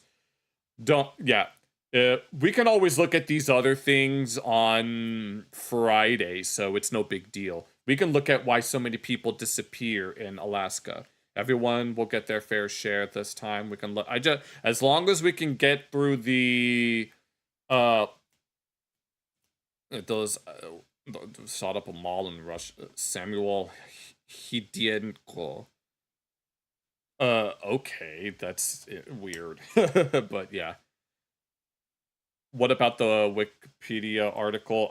There's not much here to say. I could just read it out loud.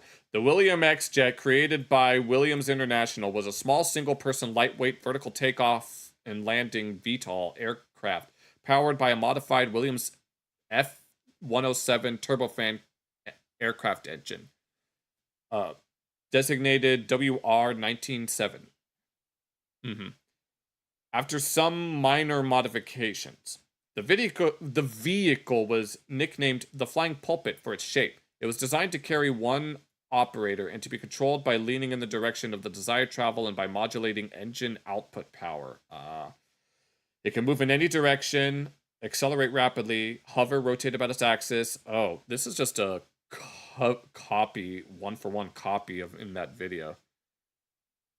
Oh, that one. Yes. Although H-Show really wants me, I want to make sure that yeah, I think that I was like, wait, no, here.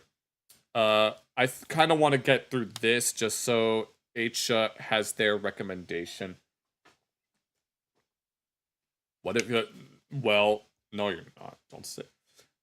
Because I might disappear one day. No, I might not disappear. It's anyone's guess at this point, all right? But if I do disappear, stay sharp and stay focused. Do not lose sight of your mission. Yeah, we can look at the Wikipedia article if we have time, but I want to prioritize H's recommendation. I want to make sure that everyone has their recommendations looked at before we get into... We already saw the HASAN video I wanted to, so we can look at all the other stuff. Alaska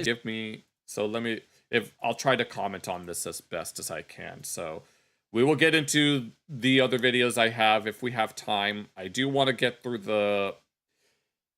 the shoe on head video before I miss the opportunity, but yeah, let's go ahead. Is known as one of America's final frontiers, and the Alaska Triangle represents one of the world's most statistically verified mystery zones. It's not a bunch of bears, and it's not a bunch of tourists. I'm sure Alaska isn't like that. With over 20,000 people reported to have vanished since the 1970s, and that is a rate of over double the national average. That's why those 50 fall into I don't know. Apparently, H is a native Alaskan, which is actually pretty cool. I don't know anyone with native ancestry. I mean, I know that a lot of Mexicans have like 60% native ancestry, but I don't know if I'm one of them. For the United States of America. This anomalous zone is so large that it encompasses nearly 1/3 of Alaska's landmass, and of Alaska's over 600,000 square miles, 200,000 to 250,000 square miles fall within the boundaries of the Alaska Triangle. That is an area nearly the size of Texas, and it's home to some of the greatest mysteries in one of Earth's most unforgiving environments. And I'm glad that you guys are having fun. Makes this Alaskan mystery so interesting is that unlike the Bermuda Triangle, where lore and legend circulate rumors and myths rather than genuine factoids, the Alaskan Triangle has documented statistical anomalies that defy explanation, even for the largest brain chuds. The crying soy jacks. On this channel, we talk about all sorts of things. This is actually my first time ever actually looking at an Oompaville video. I mean, it's not technically the first time. The first time was in the context of Nikocado Avocado.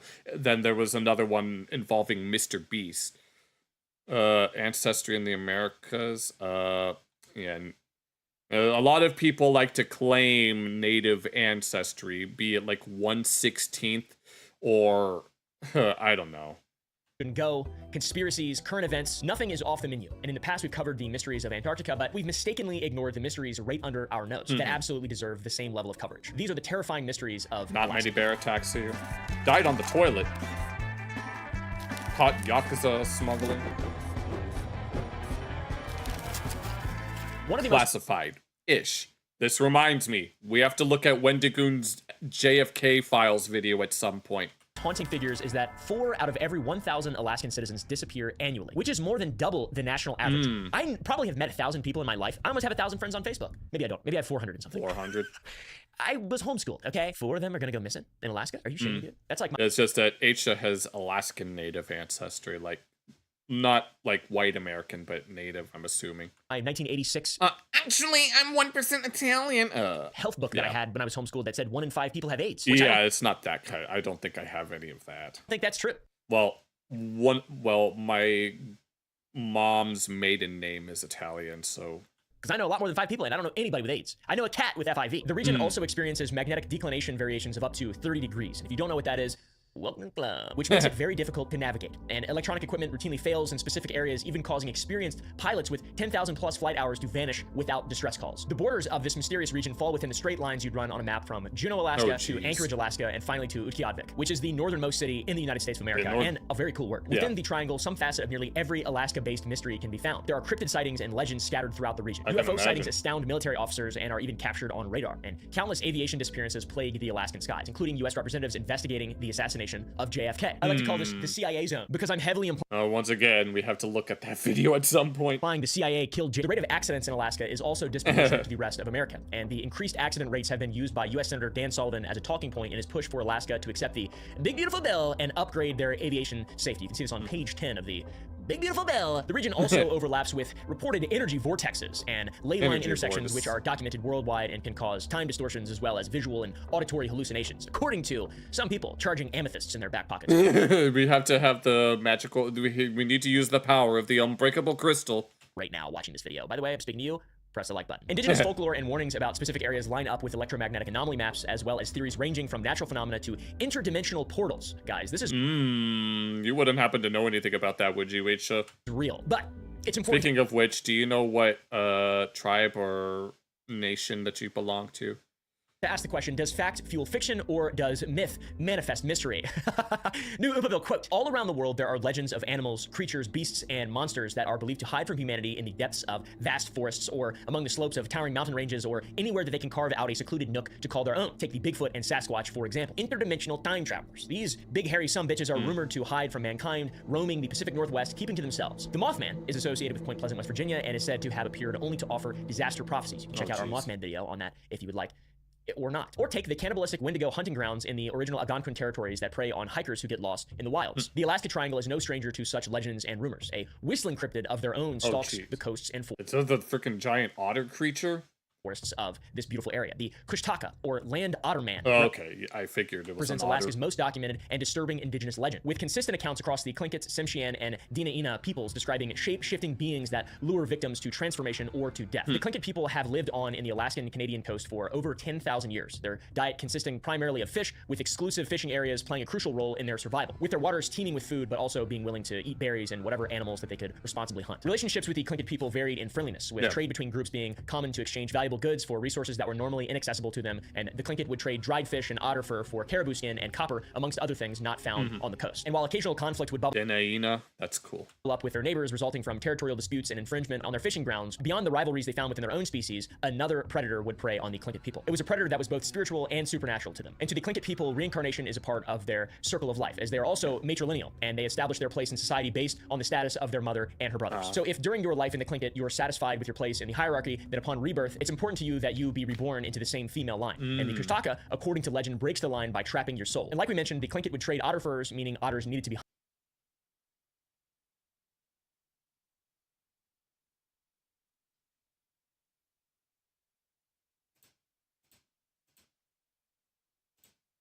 The stream got disconnected.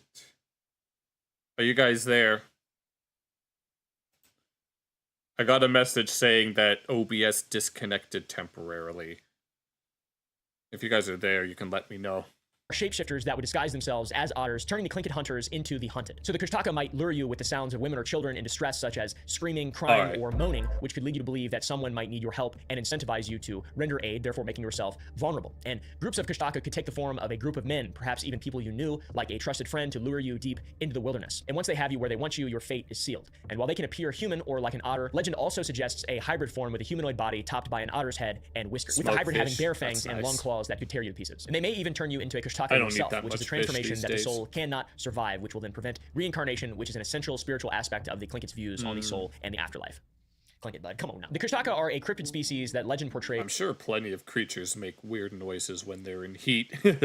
is having two sides. They can be sinister and predatory, a trickster of sorts, but the other side of the coin paradoxically seems to be almost benevolent. If a Kushtaka finds someone lost and freezing, it may save them by transforming them into a Kushtaka so that they may survive in the harsh elements, though at the cost of their ability to reincarnate. It's a very interesting tidbit of lore, and I had never heard of the Kushtaka, this cryptid, until researching for this Alaska video. I don't know any cryptids outside of some of the more popular ones. Borough called Sitka, which is located into the woods. The same archipelago as Juneau, has a similar story to the Kushtaka. It has another Tlingit myth collected in 1904 about a family whose lost son returned to them, but in an unexpected way. According to the story, during a great famine at Sitka, people turned to halibut fishing. Halibut, if you don't know, are these massive legendary fish that are incredibly interesting. They're like a giant flounder. I didn't think that they were that big. A man and his wife moved to Redoubt Bay and built a house, but couldn't catch more than 2 halibut per week, resorting to eating shellfish, which they found at low tide. So they were struggling. But one day the husband heard a noise as though someone were being thrown down, and outside on the ground lay 2 medium-sized devilfish, which is a common name for a giant devil ray. They look like this. So it seemed like an offering, and whoever had brought them the devilfish was very kind, and they would use them as bait for fishing. The husband didn't know who it was, but the wife claimed it must have been their son,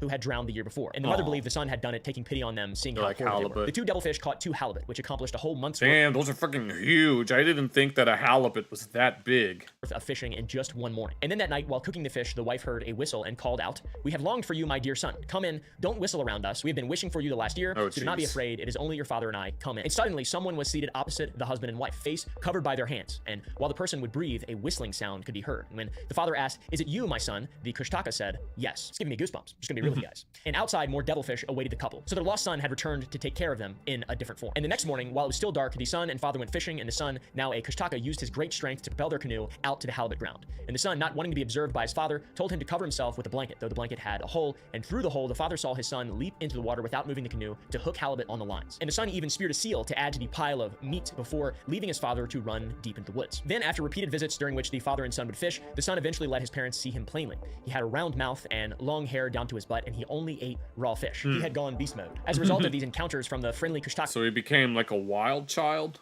The family had grown a stockpile of fish and could even travel to Sitka. The son even helped them load the canoe and helped them paddle, but as they got close, he vanished. And when they arrived at Sitka, they told the story of what had happened. So that's the end of the story. But we tried to verify some of the details to see if it, held more water than it just being a classic cryptid legend. We really only have a few concrete details. For example, a great famine, the location Sitka, and the location Redoubt Bay. This gets very interesting, by the way. Sitka's origins go all the way back to 1799, and it was formed as a Russian trading post. The region was settled prior to that by the because Alaska used to belong to Russia at some point. Tlingit people, but the first European settlement occurred in 1799. Russian fur companies had been invading the Aleutian Islands since the 1740s, gradually expanding their presence along the coast. They had even enslaved the native people, making them hunt and sow to feed and outfit their companies, resulting in overwork and starvation and just general exploitation of the natives. We can further narrow down the time frame within which this Kushtaka story may have occurred using the name Redoubt Bay.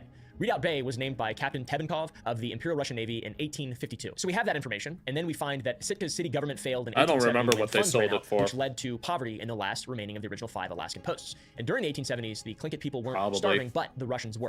The army gave rations to nearly half of the Russians in Sitka to prevent starvation. So if the family were Russian, then it may have been during this period in the 1870s. Sitka was around, though struggling, and Redoubt Bay had been named, and people were absolutely objectively starving. So this could be when this story of a family's supposedly drowned son returning to them as a Kushtaka took place. You may think that this happened a long time ago, but stories about Kushtaka predate even that. We even have a catastrophe involving a Kushtaka that occurred a century before in 1750. And Thomas Bay, named after Navy Commander Charles Mitchell Thomas, is called Devil's Country by locals. It also became known as the Bay of Death after a 1750 landslide killing 500 plus Tlingit villagers. Some tellings of that story even claim that no bodies were ever recovered because they were turned into Kushtaka. And this Thomas Bay story is also mysterious. Are they still salty? And what makes it mysterious is that in 1900, a prospector named Harry Culp documented an encounter at Thomas Bay with creatures that were neither man nor monkey, yet looked like both. And describing them further, he said, they were entirely sexless, with their bodies covered with long, coarse hair, except where scabs and running sores had replaced it, which is horrifying. He called them devils, but were they Kushtaka? The story was called The Strangest Story Ever Told, but Harry didn't write this for fame or fortune. In fact, he'd never even lived to see it published. His daughter, Virginia, discovered the manuscript years after her father's death and had it published. And while the Kushtaka stands as Alaska's most enduring cryptid legend, woven into the stories of the native people there for centuries, it ultimately represents just one thread in a vast tapestry of mysteries in this Alaskan triangle. So yes, the Kushtaka are tied to vanishings in folklore, but still, when we take a step back and look at the staggering numbers of thousands of disappearances across some of the most unforgiving terrain in North America.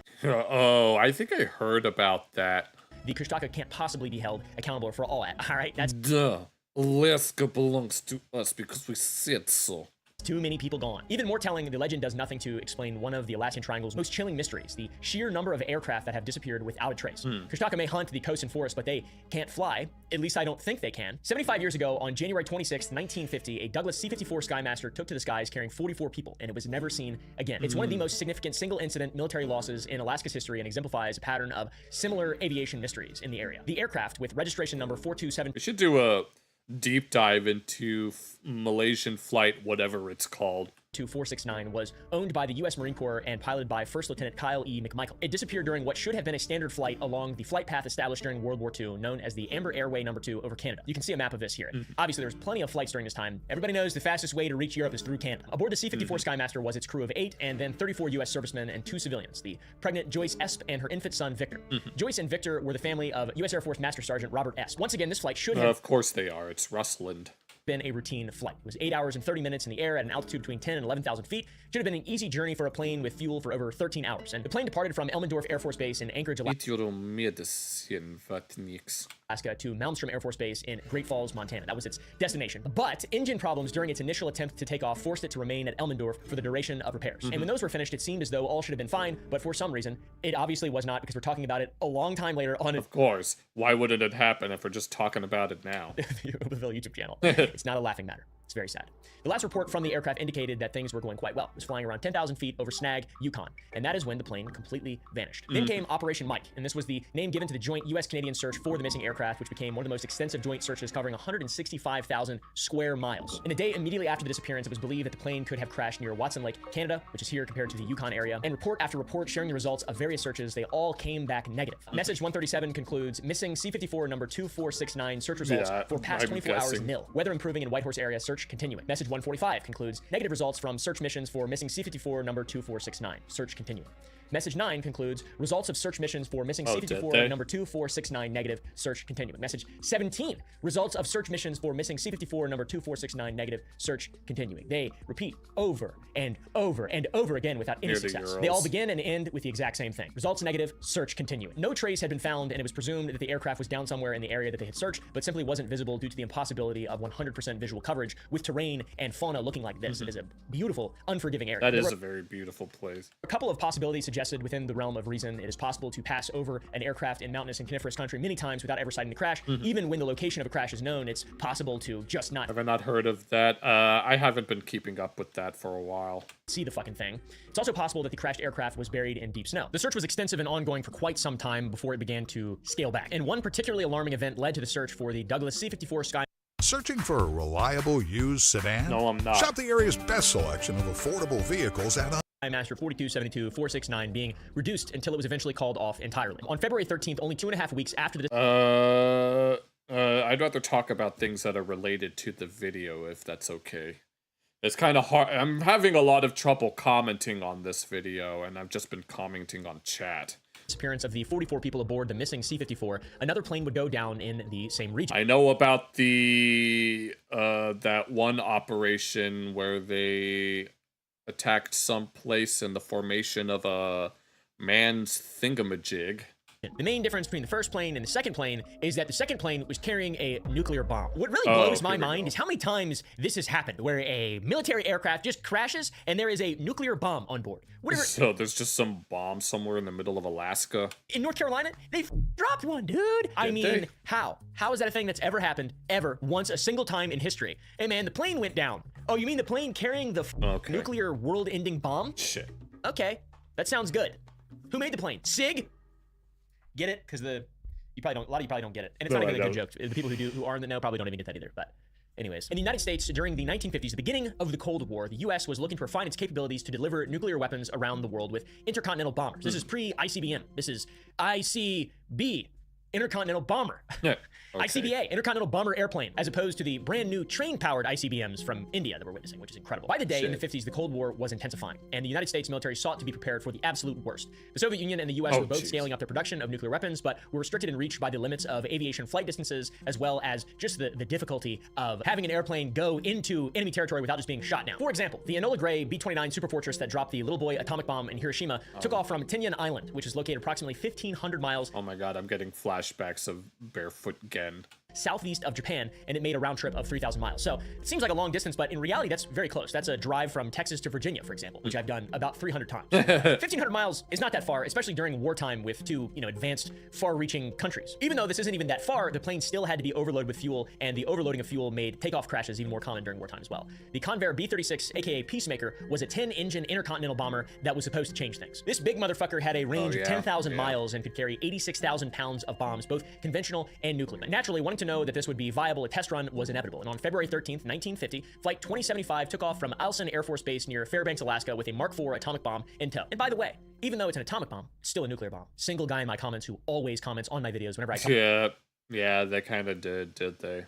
Talk about atomic bombs and mistakenly call an atomic bomb a nuclear bomb. They're both nuclear. The hydrogen bomb, the atomic bomb, they're all nuclear weaponry. One uses fusion, the hydrogen bomb. One uses fission, the atomic bomb. Earlier. So, little man, stop bothering me. I read a lot of my comments, and I don't always comment, but I'm a real person, and I do massively appreciate the feedback that I get on a lot of videos. And that one guy, nice. I might make a whole video about him. At the time, so were they? Cancel him. Anyways, this Mark IV bomb, not to be confused with Master Chief's Mjolnir Mark IV armor, was modeled after the Mark III, which is the same model as the Fat Man, which is the atomic bomb using fission that was dropped on Nagasaki. But luckily, the bomb in this test didn't have a plutonium core, but it was still 11,000 pounds and contained explosives as well as a lot of uranium. About 5,500 pounds of it. About as much as is in this plate that my wife bought. She bought this plate thinking it was this nice, fun little plate. And she doesn't think that I know that it has uranium, and I think she's trying to kill me. I think she's trying to slowly kill me over time, but I'm not sure. I can't prove it. I'm like that guy from Dexter. Me watching my wife do acts of kindness for me. Thinking she's actually going to kill me because my mom was mean to me as a child and stuff. Peacemaker flight. Flight 2075 had a 5,500-mile, 24-hour route from Alaska to Montana and from Montana to its target in San Francisco before landing at Carswell Air Force Base in Tejas. So this thing was going all over the place. This route was designed to simulate a bombing run on a major city in the Soviet Union, such as NoBarabonez, which nearly perfectly falls within a 5,500-mile radius. And this city was significant. They were made in the U.S. You're reminding me of when, who was it? Was it Kim Jong-il who said that they invented the hamburger? For holding the Gabalovsk war crime trials in and that and that the Kim family had a whole bunch of Western-made luxuries. 1949, where the Japanese Kwangtung Army was tried for biological weapons use and testing conducted by Unit 731. By the way, made a video about Unit 731. You're going to want to check that out. Takeoff for Flight 2075 began uneventfully enough as Captain Harold Leslie Berry initiated the climb to 40,000 feet with his 16 other crew members. However, 7 hours into the flight, things went wrong. Ice had been accumulating on the bomber's propellers and fuselage, putting the engines under increased strain from the added weight, and the 3 large radial piston engines on the left wing would lose power, with 2 even catching fire. So with essentially only the engines on the right wing working, things were looking grim for the Peacemaker. But it got worse when one of the right wing engines also caught fire. This thing was terrible, and the crew had to abandon the plane. But there was an 11,000-pound nuclear bomb on board, so that complicated things a slight amount. Before simply stating what happened, remember that this is also about the missing C-54 Skymaster. This happened in the same time. The morning of February 14th, and the logs for the accident report surrounding the C-54 Skymaster, crews involved in the C-54 search had been put on standby to search for the B-36, which was believed to have gone missing over Canada's west coast overnight. The hunt for the B-36 was given the operative name Operation Baker, and Operation Baker was much more successful than Operation Mike, because with Baker, they recovered 12 crewmen by the 16th, 3 days after the B-36 had gone missing. And reports from those crews stated that the Mark IV had been detonated safely before bailing out of the plane, which had been set to autopilot and crashed on Mount Koligat.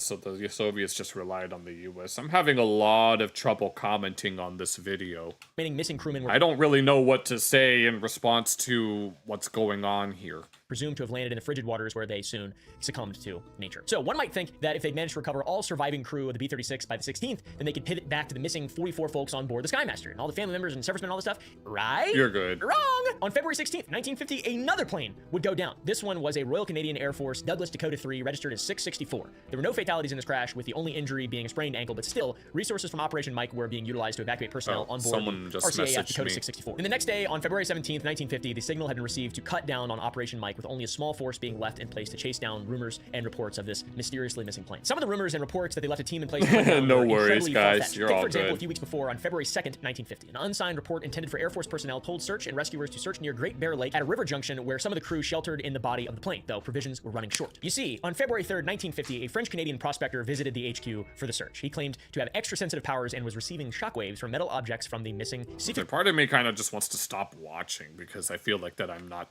being transformative enough. And pointed out a crash location near Watson Lake on a map. And even those who spoke with the prospector thought it was far-fetched, but were convinced by his sincerity and devout charisma. A telegram from Mrs. Raymond Mangold of Norfolk, Arkansas, dated February 4th, 1950, instructs the Air Force You're to good. search Dark Horse Canyon for the missing C-54, saying she saw it in a dream. But maybe it's because I'm a bit too immersed. I'm just trying to I'm focusing so hard that it's like, please look. On February 5th, someone who heard about the lady who dreamed about the crash location on the radio wrote a letter claiming that after a night of no sleep at 3 a.m., they received what they believed to be a telepathic message saying, "Look for the plane in bush near Revelstoke, British Columbia." Oh, so now we have remote viewing coming into play. Don't know how long food will last, feet frozen. Reports and rumors were coming through basically daily, and these were the kinds of rumors and reports that a skeleton crew was left behind to investigate, and nothing All I know that's happening right now is that a bunch of planes went missing. Was ever found. I mean, it's unbelievable. We compiled some of the divined locations where the crash could be located on a map to make it easy to visualize. Green represents Whitehorse, the capital of Yukon, where the search was based, and blue is a rough approximation of where those crash site reports claim to be. And all three flights we mentioned going missing, the C-54 Skymaster, B-36 Peacemaker, and the RCAF Douglas Dakota 3, were all military flights that went missing over the course of about 3 weeks in the same area, which is crazy. Yet another military contracted plane that went missing. Also, those aren't even quite Alaska, though. On June 3rd, 1963, just a decade later. This time, a Douglas DC-7C carrying over 100 people, 95 passengers, and 6 crew members seemingly disappeared. It was called Flight 293, and it departed from McCord. It came to me in a dream. Air Force Base in Washington State and was headed to Elmendorf Air Force Base, the same AFB that the Skymaster had departed from before vanished. On board were military personnel, their dependents, DoD employees, and a Red Cross employee. And just over 2.5 hours into their flight, contact was lost with Flight 293, with no difficulties reported by the crew at any point before the loss of contact over the Gulf of Alaska. Answers would be both easy to find and evasive, paradoxically. According to the aircraft accident report, the RCAF soon found wreckage and even recovered 1,500 pounds of it floating. However, when the gross weight at takeoff was recorded at over 123,000 pounds, including 23,000 pounds of jet fuel, that's just over 1% recovered if you remove the fuel weight. Not a single body was ever recovered from this crash. So how did this flight go down? The analysis of the crash and the accident report was unable to come to any probable reason it could have happened. Nothing indicated potential complications ahead of time. There was nothing glaring, nothing obvious. The aircraft was airworthy. The crew were qualified, certified, briefed, and prepared. Pre-flight activities were satisfactory in all regards. All required actions were performed, and the aircraft was properly equipped and fell within its normal limits of everything that should have been fine. And the flight began normally without an incident. It was speculated that whatever happened so quickly that there was no time to prepare for a water landing, as adult life vests were recovered still encased in their plastic containers. So that's fucking crazy. But aviation disappearances associated with the phenomenon of the Alaskan Triangle don't stop being crazy there.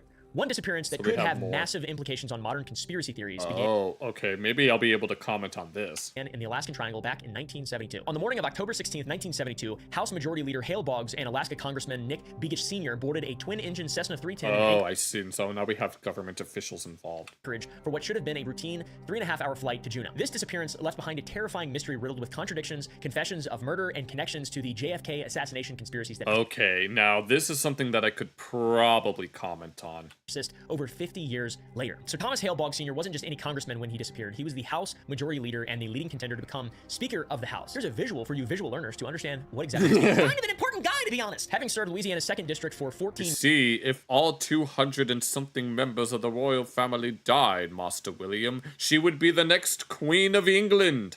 Non-consecutive terms since 1941, Boggs wielded enormous influence in shaping American policy, but it was his role on the Warren Commissions investigating JFK's assassination that would haunt him until his final flight. Boggs was the youngest member of the Warren Commission at only 49 years of age, compared to Earl Warren, its most senior member, who was 72.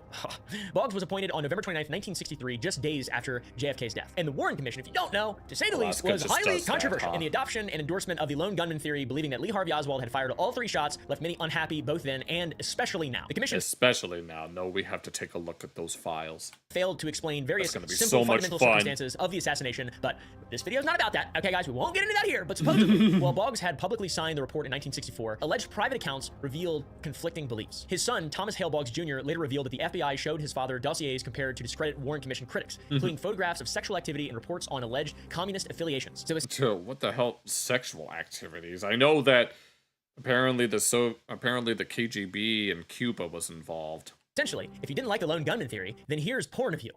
Yeah, they released them like earlier this year. Pretty much. Gay porn of you. According to that was a weird turn. Boggs repeatedly returned to one conclusion. No, the JFK files have been released. Said, who allowed his eyes out to the commission? On Oswald, on Ruby, on their friends, the bullets, the gun. Yeah, the JFK files were revealed long before the Epstein stuff was a thing. You name it. That man like I had more to it now. Come on. Yes, because ladies and gentlemen of the jury, He had an old country boy accent like that. But this experience culminated in Boggs' explosive April 5th, 1971 House floor speech where he accused the FBI of violating the Bill of Rights, breaking the laws it was sworn to uphold, phone-tapping members of Congress, and he even demanded J. Edgar Hoover's resignation for his involvement in all this. The guy was kind of an American hero, TBH. He essentially called the FBI America's version of the Nazi Gestapo in Germany, saying that they adopted their tactics and the tactics of the Soviet Union. The next day, President Nixon told Gerald Ford that he could no longer take counsel from Boggs as a single member of Congress. Ford speculated that Boggs was on pills as well as alcohol, while Deputy Attorney General I'm pretty sure there are a lot of people in the government that are on pills. Richard Kleindienst attacked his drinking problem and emotional instability and also called him a libtard. Oh, good lord. So we're going there now. Which was a weird thing to say back then. Even more really troubling was an incident on July 23rd, 1970, when Boggs was run off the road in D.C. by an unknown driver in a Lincoln Continental, aka a land boat. Boggs took down the license plate number, but D.C. Metropolitan Police later claimed they could not locate any relevant records of the incident. Strange. So all that is extremely... This is a weather balloon. You got that?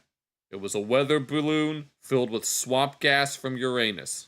Suspicious. Now on to Nick Begich Sr., just 40 years old and the other missing man aboard the Cessna that we're talking about currently right now. This fellow represented Alaska's future, as divisive as it may have been. As the state's sole U.S. representative, he had been instrumental in passing the Alaska Native Claims Settlement Act in 1971, which settled native land claims and enabled construction of the Trans-Alaska Pipeline, which I don't know if that's epic or bad. I didn't research it as much as I should have, I'm sure. The son of Croatian immigrants, Begich was running for re-election against Republican Don Young in what was expected to be a tight race. Swamp gas from Uranus.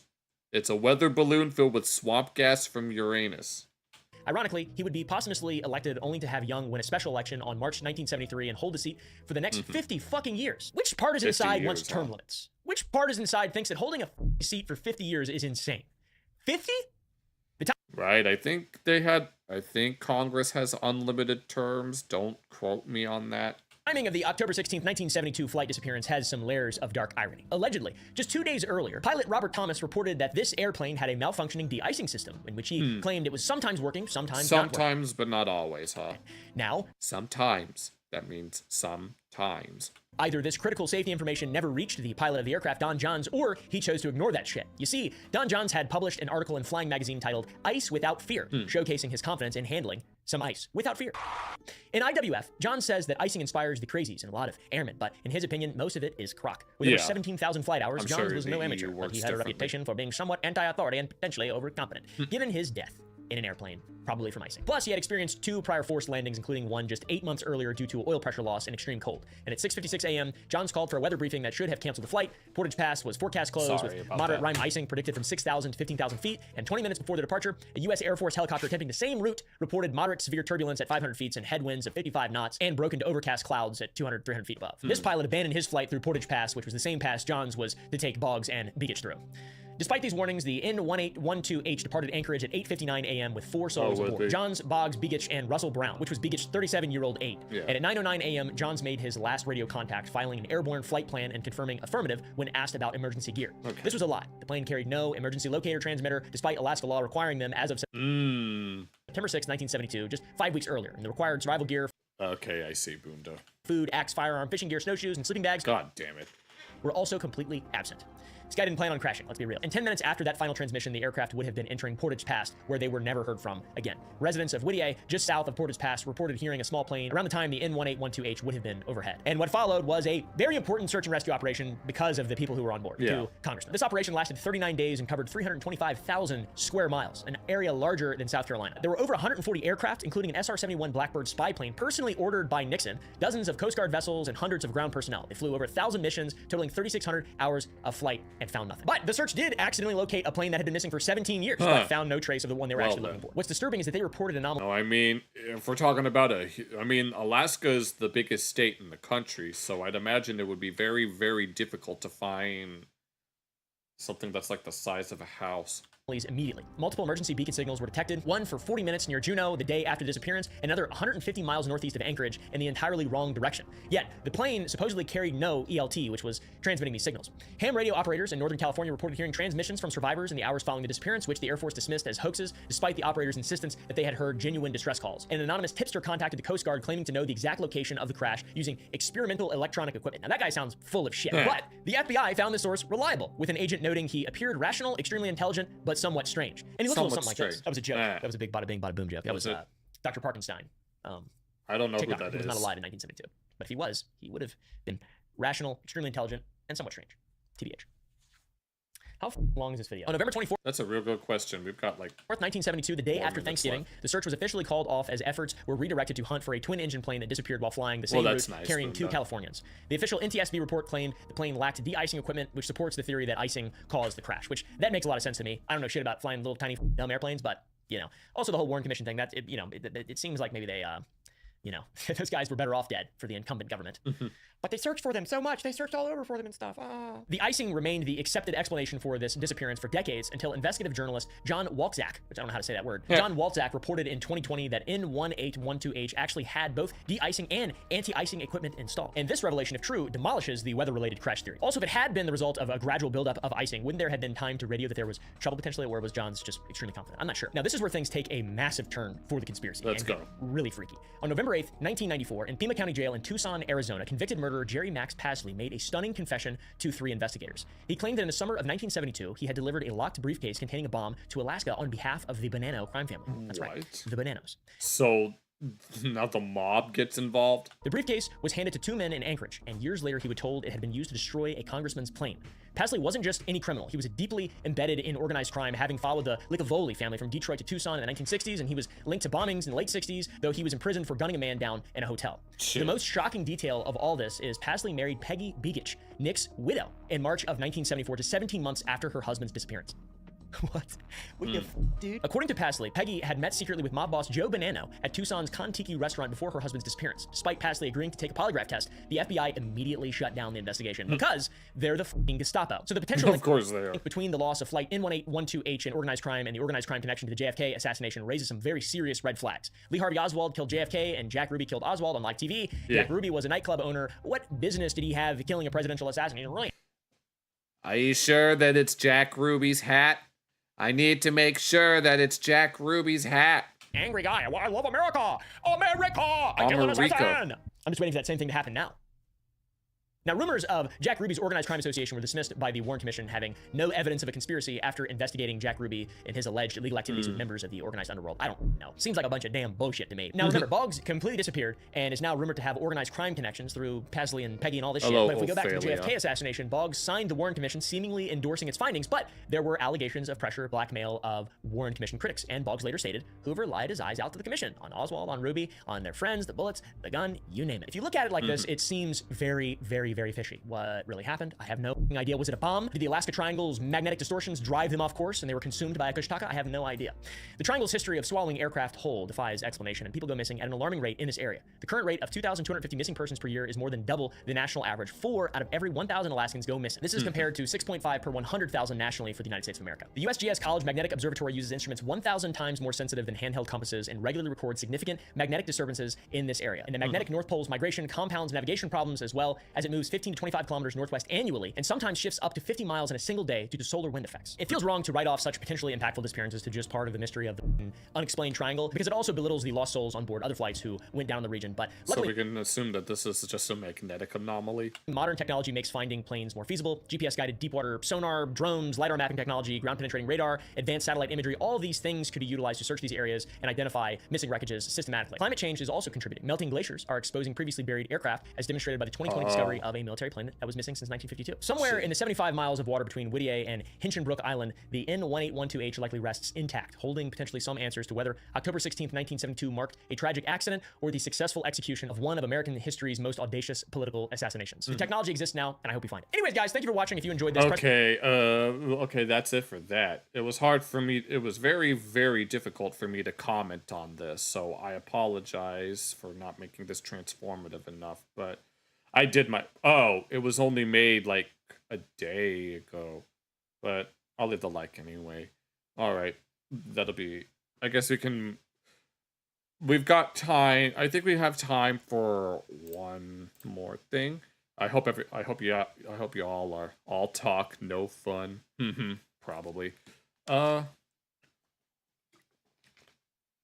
still really want to get into this shoe on head video because I really want to upload it as a standalone video on YouTube. And it's about how female gooners must be stopped. And we showed some books from the Monster Lovers section, otherwise known as the Hear Me Out section. So this will probably be the last thing that we do for tonight, and we will look at some of the other stuff that I had on Friday, like the Wikipedia deleted articles. I really wanted to get into that, but these videos that we were looking at were a little longer than I expected. But at least we're able to get a lot done. But let's go ahead and see what the Kami Mommy has in store for us today. Oh, I didn't see you there. What am I reading, you ask? Well, just one of the best-selling books on Amazon right now. With millions of sales and almost 20,000 five-star reviews, this book has been absolutely blowing up, especially on TikTok, or Book Talk, as the kids call it. Thousands and thousands of women, in particular, have been raving about this piece of literature. What piece of literature is it, you may ask? Well, Morning Glory Milking Forum, of course. Morning Glory Milking Forum, huh? No. No, thanks. A popular romance novel about a young woman down on her luck who does what every young woman does when facing financial struggle. She starts an OnlyFans. Just kidding. She wouldn't degrade herself like that. She gets a job jerking off monsters. I see. Okay. That's right, the Morning Glory Milking Farm. I have been reading Morning Glory Milking Farm since last night, and I'm obsessed. This was a good time. It did not disappoint. If this book is trash, then I am a f***ing raccoon. Give me all of the garbage. Nah, bitch, I'm a raccoon, and I don't want that book. Eyeballs on this, because it is so good. The female Gunner epidemic. I regret to inform you that there is a new epidemic. Okay. An epidemic that many have yet to discuss. And that epidemic is female gooners. Now, for those of you unaware, gooner is internet slang for someone addicted to porn. And smut is slang for dark romance novels, otherwise known as porn. What is this smut that you're listening to, Bobby? It's not smut. It's Radio Disney. Be correct about the dangers of porn addiction with men, how it can destroy their lives and their Oh no, it exists on both sides. relationships, and most men know the material they consume is weird. That is why they are ashamed of it. That is why they delete their browser history. That is why they go incognito mode. But these bitches Lord. freaks out here. They display their smut Oh yes, I've seen this many times. Okay, hear me out. openly in bookstores. They proudly pose in front of their smut collections. They discuss their smut openly on TikTok. They go to smut conventions and get choked out by 9-foot-tall shirtless wendigos. Now, I know what you are thinking. Shoo, isn't this the pot calling the kettle degenerate? Yes. Yes, it is. But have you considered, it takes one to truly know one. You see, women are strange, fascinating creatures. For centuries, men have tried to figure us out. Our mood is affected by the tides and the moon. We bleed for 5 days and don't die. By painting my face, I can instantly shapeshift from a 4 to a 6. We are good lord. truly mysterious, magical creatures. But one of the most mysterious aspects of women to men is our sexuality. You see, us women are not like those disgusting moids. No, we are sophisticated. We are evolved. No, they look at the most very high-end whatever the hell that they'd be looking at. We don't watch videos of strangers slapping their sweaty bodies together. No, we read about strangers slapping their sweaty bodies together. Yes, that's the difference. Why actually look at the thing that you're into when you could just read about it? It's different, okay? You don't understand. It's okay when we do it. So let's talk about it. Let's talk about the rapidly growing popularity of dark romance on TikTok and the recent dark romance convention that ended in disaster. We're gonna go in deep with this. Let's take a break from all this depressing political news and talk about something silly. Not that those political things aren't important. Trust me, they are. You should be keeping up with politics and the news when you can. I know it can be difficult to do, but fear not. I have an app for that. So before we get into this video, let's quickly give a shout out to our sponsor, Ground News. Oh yes, this is certainly something that we will be looking at. Ground News is a website and an app that gives readers an easy way to read news from all across the political spectrum, from left, right, and center. Every story comes with a quick visual breakdown of political bias that helps you this is definitely a understand the very full story great and make sure you're getting product both sides. at. One of my favorite features Thank on Ground you, News Shu. is the blind spot feature, which shows you news stories that have been covered by one side of the political aisle and ignored by the other. For example, here's a story about how Gavin Newsom is signing a bill to give 800,000 Uber and Lyft drivers in California the right to unionize. Pretty cool. Rare Newsom W. 12 news sources covered this, 7 were left-wing and 0 were right-wing, because the right is covering a far more important topic. Harvard hires drag performer Lahore. What kind of a name is that? As a visiting professor. 21 news sources covered this, 20 were right-wing, 1 was left-wing. A country divided, truly. Yes. Ground News also makes it very easy to compare headlines, so you can see how political bias completely reframes a story. For example, talking about how Trump has been posting a bunch of those sombrero memes, and sombrero memes. memes. The New York Post says, White House official behind Trump's hilarious meme war on Dems revealed. Oh, and then geez. a left-wing outlet covers the same story, like, as the shutdown continues, a checked-out Trump posts childish memes. Oh, wildly different vibes going on here. No I've been shit. using Ground News since 2021. It is one It's of my so favorite apps. Like, it stupid. is my go-to, like, when I wake up. I, like, check Twitter, and then I check Ground News, like, immediately. But That sounds like me when I wake up. I just wake up and I check to see what's on YouTube. don't just take my word for it. Even the Nobel Peace Center called it an excellent way to stay informed, avoid echo chambers, and expand your worldview. Right. Best of all, I am currently offering 40% off their 40% Advantage plan, off which is the the plan I Vantage use to plan. access That all their sounds like amazing a features. really And it's only nice $5 a deal. month, which is like basically the price of a coffee nowadays. So go Yeah. to ground.news/shoe or use the QR code here on screen or use the link in the video description. So thank you to Ground News for sponsoring this video, and thank you, the viewer, for not skipping the ad. Ha! I didn't skip the ad. Yes, we are not skipping the ad anymore. Oh, Jumping Taco Man. Oh, yeah, when we looked at Legal Mindset's Pokemon thing. Joke's on you, Shu. I actually did watch the ad all the way through. You ain't slick. Right? So let's get back to the video. Book Talk is a very interesting place, and any book fans out there know how it has absolutely destroyed the hobby of literature and just flooded it with absolute slop. Spicy slop. You see, books on Spicy. TikTok are not rated Well, this was supposed to be a slop stream, so we're gonna get very sloppy now. by how well they are written or how good the characters are. No, they are rated by the spice. And what does Yes. spice mean? Porn. Yep. It means porn. Spice level is very important to book talkers. How much spice does a book have? What are the spiciest books they have ever read? How spicy is the book they're currently reading? Spice, spice, spice. And the We should look at the tale of Scrody McBooker Balls. spiciest book going viral on Book Talk lately is none other than Morning Glory Milking Farm by C.M. Nascasta. Violet is a typical down-on-her-luck millennial, mid-20s, overeducated, and drowning in debt. That sounds like a lot of them. Oh my god, she's just like me, on the verge of moving Oh my god, no, that's way too on the nose. into her parents' basement, when a lifeline appears in the form of a very unconventional job in the neighboring Cambric Creek. She has no choice but to grab it with both Is this just the blurb? hands.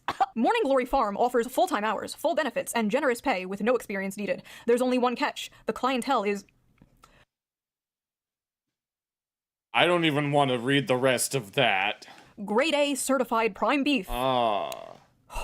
with the manly, meaty endowments to... Okay. Ah, no, I'm gay and I don't even want to read that.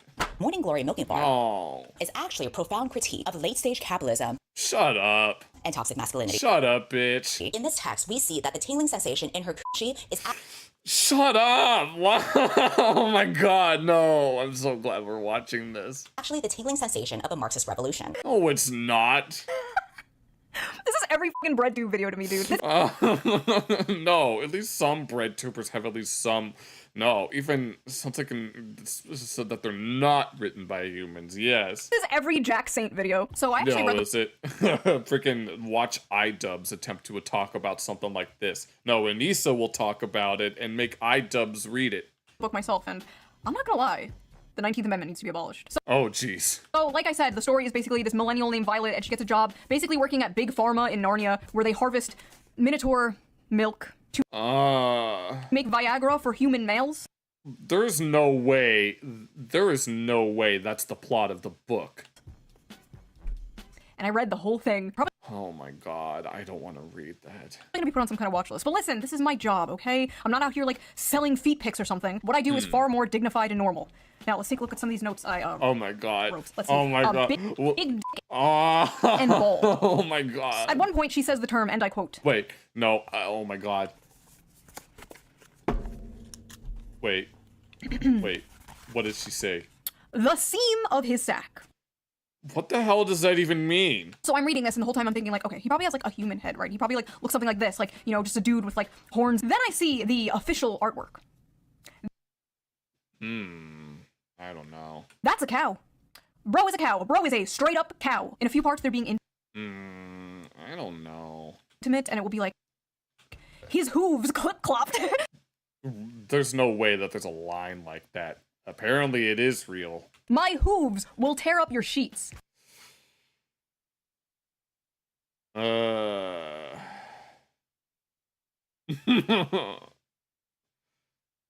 And it's like, I'm sorry, his what? At one point, she describes kissing him. And I swear to God, it was more disgusting than anything else described in this book. She's like describing how big and wide his mouth is and how big and like slimy his tongue is. She's like describing Pirate Downey Jr.'s role plays were less suggestive than that. the shit, and you're just like, that's a cow. I mean, we are at a solid 5.5 on the Barbeau scale here. This is dangerous territory, folks. She also... Okay, wait. F***ers his ass.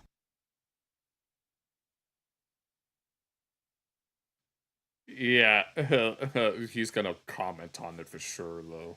She f***ers the cow's ass. No, I don't want to do that. By the way, if you want an uncensored version of this video and all my videos, Patreon. Go to Patreon, become a member. All members get the uncensored version of every video, so you can hear me talking about and Yes, it is, Yuki. and f***ing a cow's ass. I mean,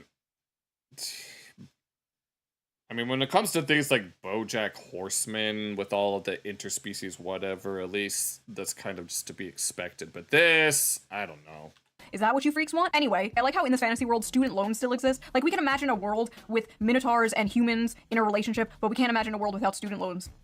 She actually makes a really good point.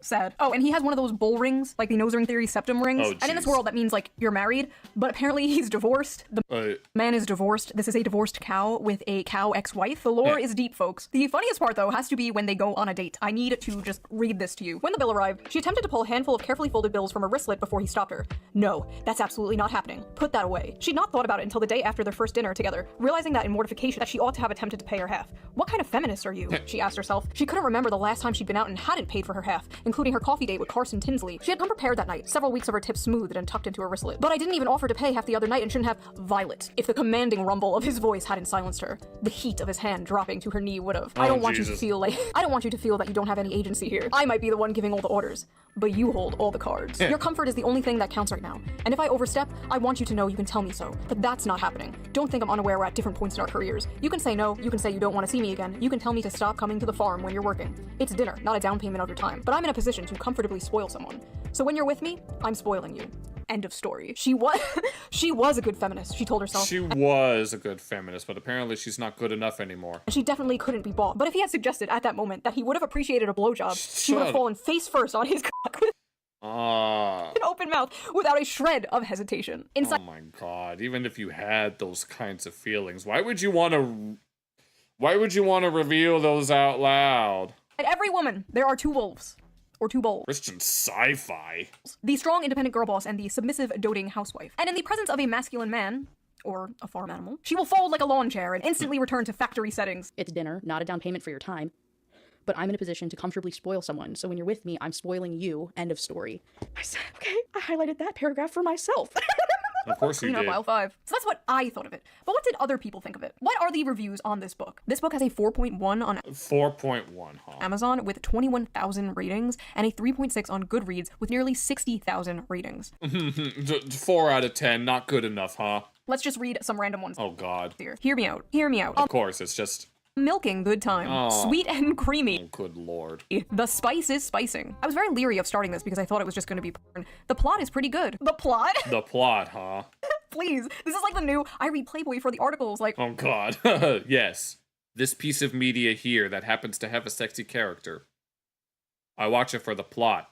Sure you do. This book could kill a Victorian child. 5 stars. I'll never look at a jug of milk the same. I think I'm lactose intolerant now. So...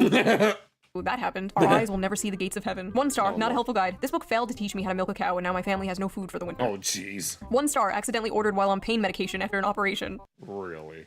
Gave this to my mom as a joke gift for Christmas. You what? Lesai. Why can't human males be more like this? Tall, rich, and handsome are no longer enough, boys. Now you have to be a 9-foot tall creature from Greek mythology with a 13-inch dick. I never want to hear from another person about how they read 100 books in a year if this is the kind of slop they are consuming. Well, Ronald, man. Yeah, I'm pretty sure people could... No. The South Park boys could write a better book than this. Because even though it's just supposed to be raunch, a lot of people thought that it was a very, very compelling story. And then, of course, Butters made the sequel. The Pooh That Took a Pee. Undetected. This isn't for you. This is for women. So take your ass back to Barely Legal Babysitter 5 or whatever the f you watch that is so morally superior than this. Let him, who is without sin, cast the first stone, okay? God bless America. It's great to live in a country where I can casually enjoy cozy erotica about a young woman who milks her way to financial security and true love with a minotaur. This is what freedom looks like, and I intend to fully enjoy it before the Supreme Court takes this right away next. If this is what freedom looks like, I'm really rethinking my stance on freedom, not gonna lie. Maybe we should have less of it. All I know is if Donald Trump takes the freedom isn't free, as they say. Monster porn, we are going to make 2020 look like a picnic, okay? bullcock matters. Oh my god, edit that out. Editor, edit that No, you left it in there. Albeit it's censored, but it's still there. out.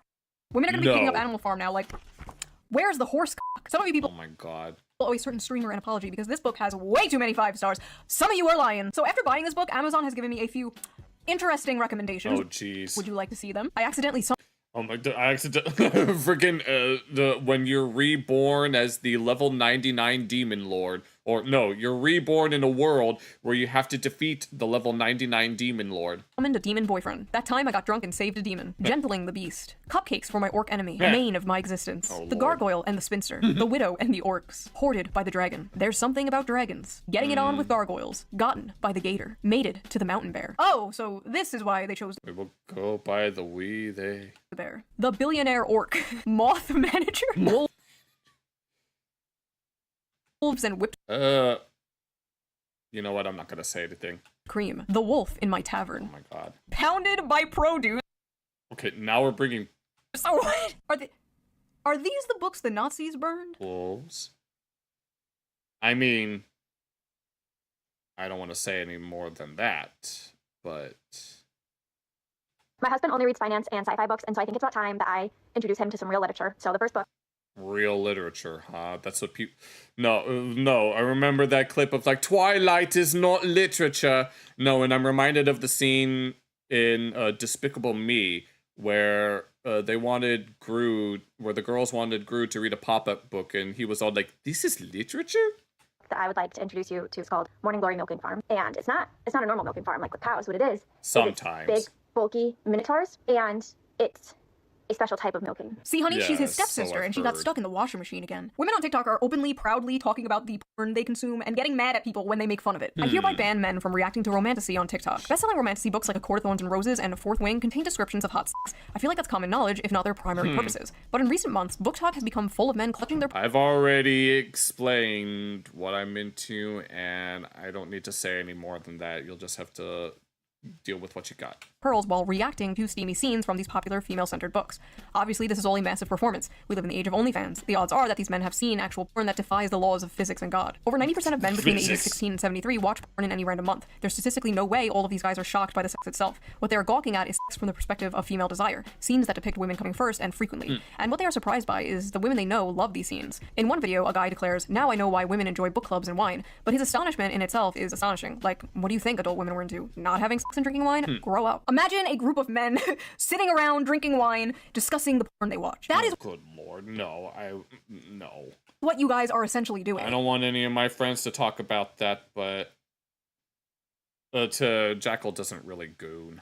It's just funny, okay? Like, it's funny. Are we really going to pretend that a story about a young woman getting a job milking mythical creatures to pay off her student debt is not funny? It's funny. If that makes me a sexist, misogynist, you got me. To act like you are so different and above the other gooners is just, it's silly. I'm sorry, but you are no different than Joe Schmo jorking it to fat booty Latinas in space. You're sitting there all high and mighty, one hand on the book, acting like you're so superior because you He says he doesn't goon. can perfectly envision a horse spinning 360 degrees in your mind. I'm not impressed. The scenes these men are reading, to many people, myself included, are insanely sexy, but purely in terms of the acts being described, they aren't all that lurid. And as many of the comments on these videos point out, there's much wilder stuff out there. I'm For sure example, there is much wilder stuff, but I'm just saying. these men have clearly not yet discovered nodding, a popular term in romantasy right now that involves werewolves whose penises get so swollen after sex Oh my god. they have to stay inside their partners until the swelling subsides.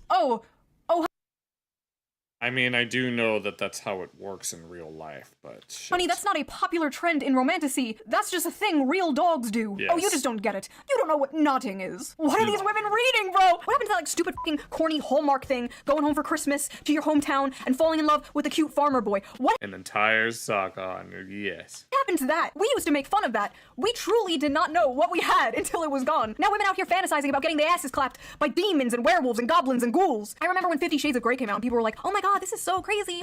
Women are crazy. 50 Shades of Grey looks like missionaries through a bedsheet for the sole purpose of procreation compared to the average woman Yeah. on TikTok is reading. At least Christian Grey was a human man and not a fucking dog. You fantasize about dating the quiet, shy, nerdy girl. Now Normas know about it. I didn't even know that there was a term for it. You know, she's innocent, she's pure, she's not like those other girls, like, going out clubbing and hooking up with random men. No, She's not like the other girls because I said so. She's at home, curled up by the fire in a blanket, reading a book, except that book is about f***ing a half man, half bull. Let me let you in on a little secret. The quiet, nerdy girl is way more of a freak than the average hoe. Are you kidding me? It's not even close. The average hoe might have a body count of like 15 or so, but the quiet, nerdy girl is fantasizing about getting back shots from Cthulhu. That is at least 100 bodies. No, we need all the, they're gonna make erotica about all of the Eldritchian horrors that this world has to offer. And there's nothing inherently wrong with fantasizing, okay? There's nothing wrong with roleplay. You know, fiction is fiction, right? You know, you're not actually going to bang your stepsister, right? These women are not actually going to bang a cow, or at least I hope not. We all know there's a difference between fantasy and reality. Well, what happens when they try to bring fantasy into reality? Well, you get Sinners and Stardust. What the hell is this? I don't know what the hell are they doing? What the hell was that thing that he was wearing? What in the eyes wide shut is going on here? Sinners and Stardust was supposed Quiet ones are the biggest freaks. to be a dark... Stop. Just stop. My main man Quizzy on Demand be calling everybody freaks. And he's tired of it. Do you get that? Do you get it? romance ball for romantasy authors and fans alike. Check out Quizzy on Demand. He's absolutely hilarious. So what's the big deal? Seems like a fun, sexy time, right? Maybe, if you're a woman. If you're a man, the night may have gone a little differently for you. Alright, y'all, it appears I have to make a post that I'm frankly pretty goddamn upset I have to make. This post is for the readers who don't understand consent and boundaries only. A lot of you may know my good friend Animus. He's attended a signing of mine in the past and obviously is a musical artist. This past weekend, he attended Sinners and Stardust and probably had one of the most heartbreaking experiences. No, I mean, I knew that when canines mate, the males get swollen, but I didn't know that there was an actual term for that. So listen, he's a man, right? But do we think that means it's okay to put your hands all over him without consent? Or to put your hands in his waistband or down his pants or touch his dick? Hello? Do we think it's okay to quite literally back him into a corner and touch all over him to the point that he literally cannot tell how many hands are on him and whose are whose? Do we think it's okay to send him into an actual panic attack because of this? Furthermore, do we think it's okay to interrogate him and insist he detail how he'd kidnap a woman despite him repeatedly saying he wouldn't do that and you know that shit is fiction, and then attempt to follow him Oh, is it? Oh, but he tries to get away. And if that wasn't enough, during the time of this mob, him and another author received notification that an air tag was tracking him, which showed on his person all the way to his hotel room. They molested this guy until he passed out from anxiety. And then they put a f***ing tracker on him in order to stalk him back to his hotel. This poor guy dressed like a character in one of the romantasy books at this romantasy convention. Oh. I was trying to pay attention to this and chat at the same time, but I was having trouble. Apparently some guy was cosplaying and he ended up getting assaulted? Is that what she just said? Full of women. That is like throwing roast beef into a pit of wolves. Or in this case, throwing a wolf into a pit of roast beef. I remember years ago, there was this thing called Cosplay is Not Consent. Basically, it was a campaign to bring attention to the fact that people at conventions would often come up to women dressed in sexy costumes and just grope and grab them without their consent. Oh, Yeah, but now we have it no, that's the thing. we have to bring that back because these women did not get the memo. I've been a furry It's like for over a decade and attended a lot of fur cons. Sure, sometimes weird shit happens, but honestly, I can't believe the dark romance crowd is out here acting like this. Like me and my buddies in our fursuits are more respecting of consent and bodily autonomy. Get your shit together, y'all. When we were just Bunda was just talking about me being pure. the furries are I know that Wolfie doesn't really like the term furry, but I'm just saying. calling you out for being freaks, you need to reflect something. Yeah, here I am calling them out for being freaks too. No, we got the whole squad over here. Has gone horribly wrong. Not only were the men at this book talk convention assaulted, but women were also assaulted by women. Multiple women, Okay, so it's even woman on woman. including a performer, reported being assaulted there as well. Even an author there said she was You're not a goon fiend. groped and dragged away from her Good lord. friends and said no matter how many times she said no, quote, my words did nothing. May I remind you So much for being the no means no type of crowd. this is a book convention, okay? For books. Literal BDSM clubs are more respectful than this. There needs to be more studies on how this stuff affects women's brains, because clearly some are unable to tell the difference between fantasy and reality. Ivy Lipton, a doctoral candidate in human sexuality, actually wrote about this for EV Magazine. I don't know what a doctoral candidate in human sexuality is. I don't know what that is either. I mean, I've heard of gender studies, but like But she's hot, so I trust her. Your brain on orgasms isn't neutral. Dopamine release during climax is a powerful conditioning agent. I can imagine. What you repeatedly fantasize about becomes necessary for arousal. If your erotic imagination centers around abuse, monstrous violence, and submission to non-human entities, your brain is reprogramming itself to crave just that. It's not empowerment, it's neuroplasticity at its darkest. Scientists, psychologists, and the general public often state that men are visual and women are emotional. When it comes to sex, men can be turned on instantly by a sexual image despite their mood, and women need to be turned on emotionally to get in the mood. So it's I don't know if I want to comment on that. stands to reason that porn for men is visual and porn for women is in the mind. I'm not equating porn to smut novel. I'm not going to any sites like that. No thanks. No, I've never been to Fur Affinity, and I have no plans on going there.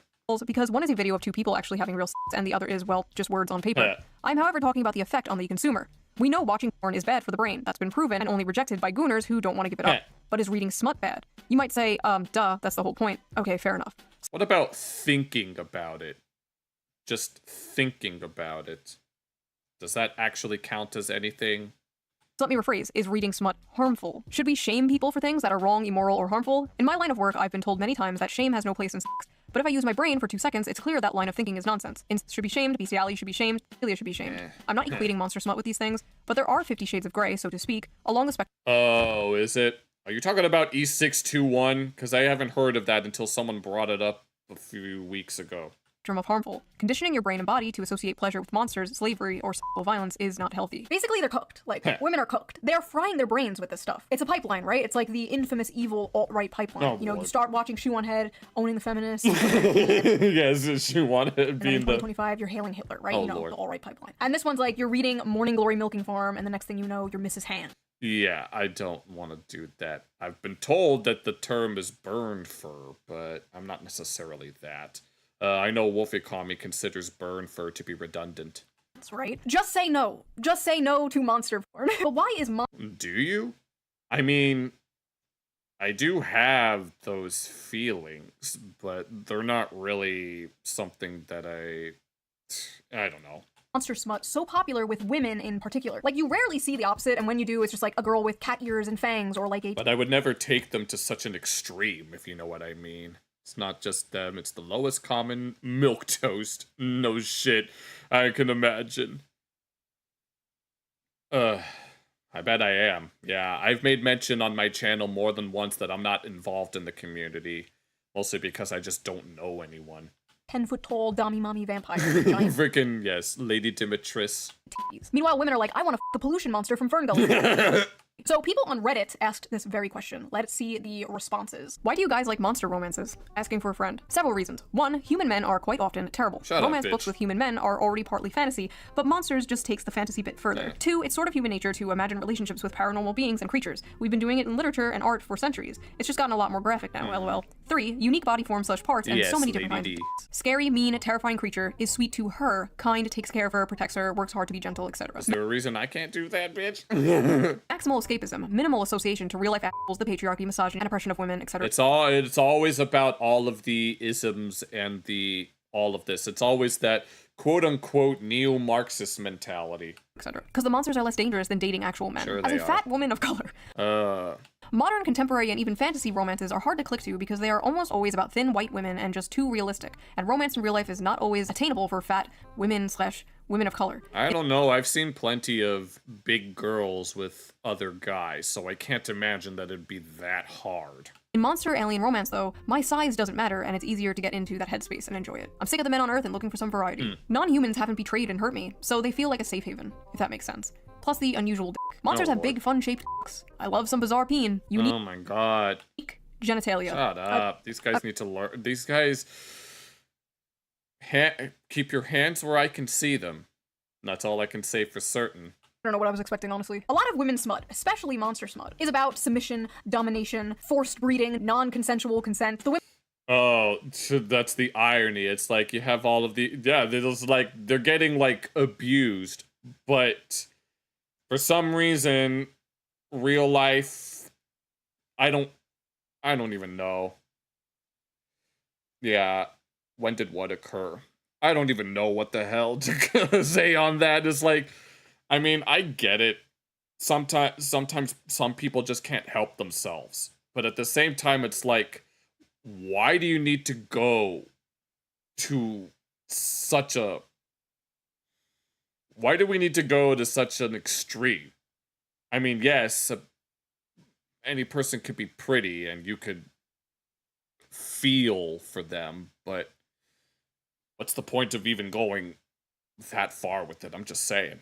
Women are like conquered and taken and overpowered by these monsters. And I think many of these women are reading these books containing monsters and not men because masculinity and dominance in men has been completely demonized in modern society. But the truth is, many women still crave it. You see, the monsters in these stories have those like dominant masculine traits that women like so much, but they're not human men. They have all these traits women desire without the problematic baggage human men bring, without being the men they hate or have been told to hate. No, watch the monsters have the same exact tendencies that men in real life have, and then they'll just get tired of them as well. And then they're going to start looking at amoebas.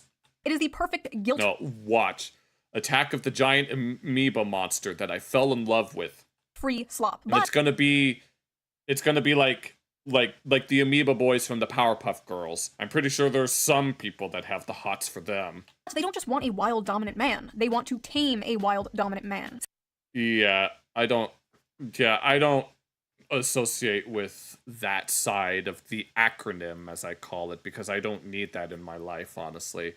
And I still don't know what BDSM is. Similar to when a man sees Oh yeah, it's the straps, right? Or whatever the hell. Yeah, I don't need that stuff. I mean, if you're gonna do that at home, that's one thing. Yeah, I don't understand it either. Yeah, I have these feelings, but I don't see why they have to be such a big deal. With a nose ring, you can save her from her daddy issues. You can do it. It definitely won't backfire and ruin your life. Go for it. Go talk to her. With many women, there's this desire for, like, danger and aggression, but also the desire to tame. You see, the problem that Tom Dubois had with his marriage with Sarah is that he wasn't providing enough excitement in her life. Except, if that bitch wants excitement, she could take her ass to the movies. That danger and aggression. The desire to be that special woman who can melt his heart. You see, my dragon boyfriend could rip me to shreds and kill me instantly, but he won't because he's nice and he loves me. But Bonded. Oh, it's that stuff. Okay, that's what it stands for. I don't think I'm really into that kind of stuff. I just want something simple, if that makes any sense. honestly, at the end of the day, just like the video I made about the anime girl in a wheelchair. Oh yeah, I remember watching that. It's like, oh, so you mean like, oh, so you mean iDubbbz. Where men were saying, this is the average male fantasy, and a bunch of women were like, you want to rap a disabled? That sounds like, no. Oh, yes, I remember making a video reaction to what she's talking about right now. Girl! When in reality, it was just a distilled manifestation of the average male fantasy, which is to protect and provide for a sweet woman and save her. This is like basically the flip of that, right? Yeah. This is just the distilled manifestation of the female fantasy. Men are seeing this and they're saying, what do you mean you want to milk a minotaur? When in reality, it's just to have a big, strong protector and provider swoop you up and save you. Right, I think that was... Okay. I said in that video, they're basically oh, don't worry, we'll be finishing up soon. Both the same fantasy. The video's this is a tale as old as time, the princess being saved from the dragon by a knight in shining armor, whether the dragon be a wheelchair or student loan. It's the humiliation or anything else. Yeah. You know? But in this case, the woman is being f***ed by the dragon, and the knight sits in the corner and watches or something. I don't know. Maybe it's not that deep. There are some hungers better starved than fed. And maybe as women, for the sake of society, we have to starve our hunger for minotaur p***ness. Oh, Lord. Yeah, that's the moral of this video. Oh, good Lord. Smut. Yes, it is smut. So what do you guys think? What is your theory? Oh, why is the monster romance genre so popular with women in particular? I don't and know. who is your weirdest? Hear me out. I'm not telling you that. No. I've already said it, and it's not even that weird. Be honest. I don't want to hear no Lola Bunny, okay? That's too vanilla. That's way too obvious. You all know mine already. She has a thing for this. Oh, good Lord.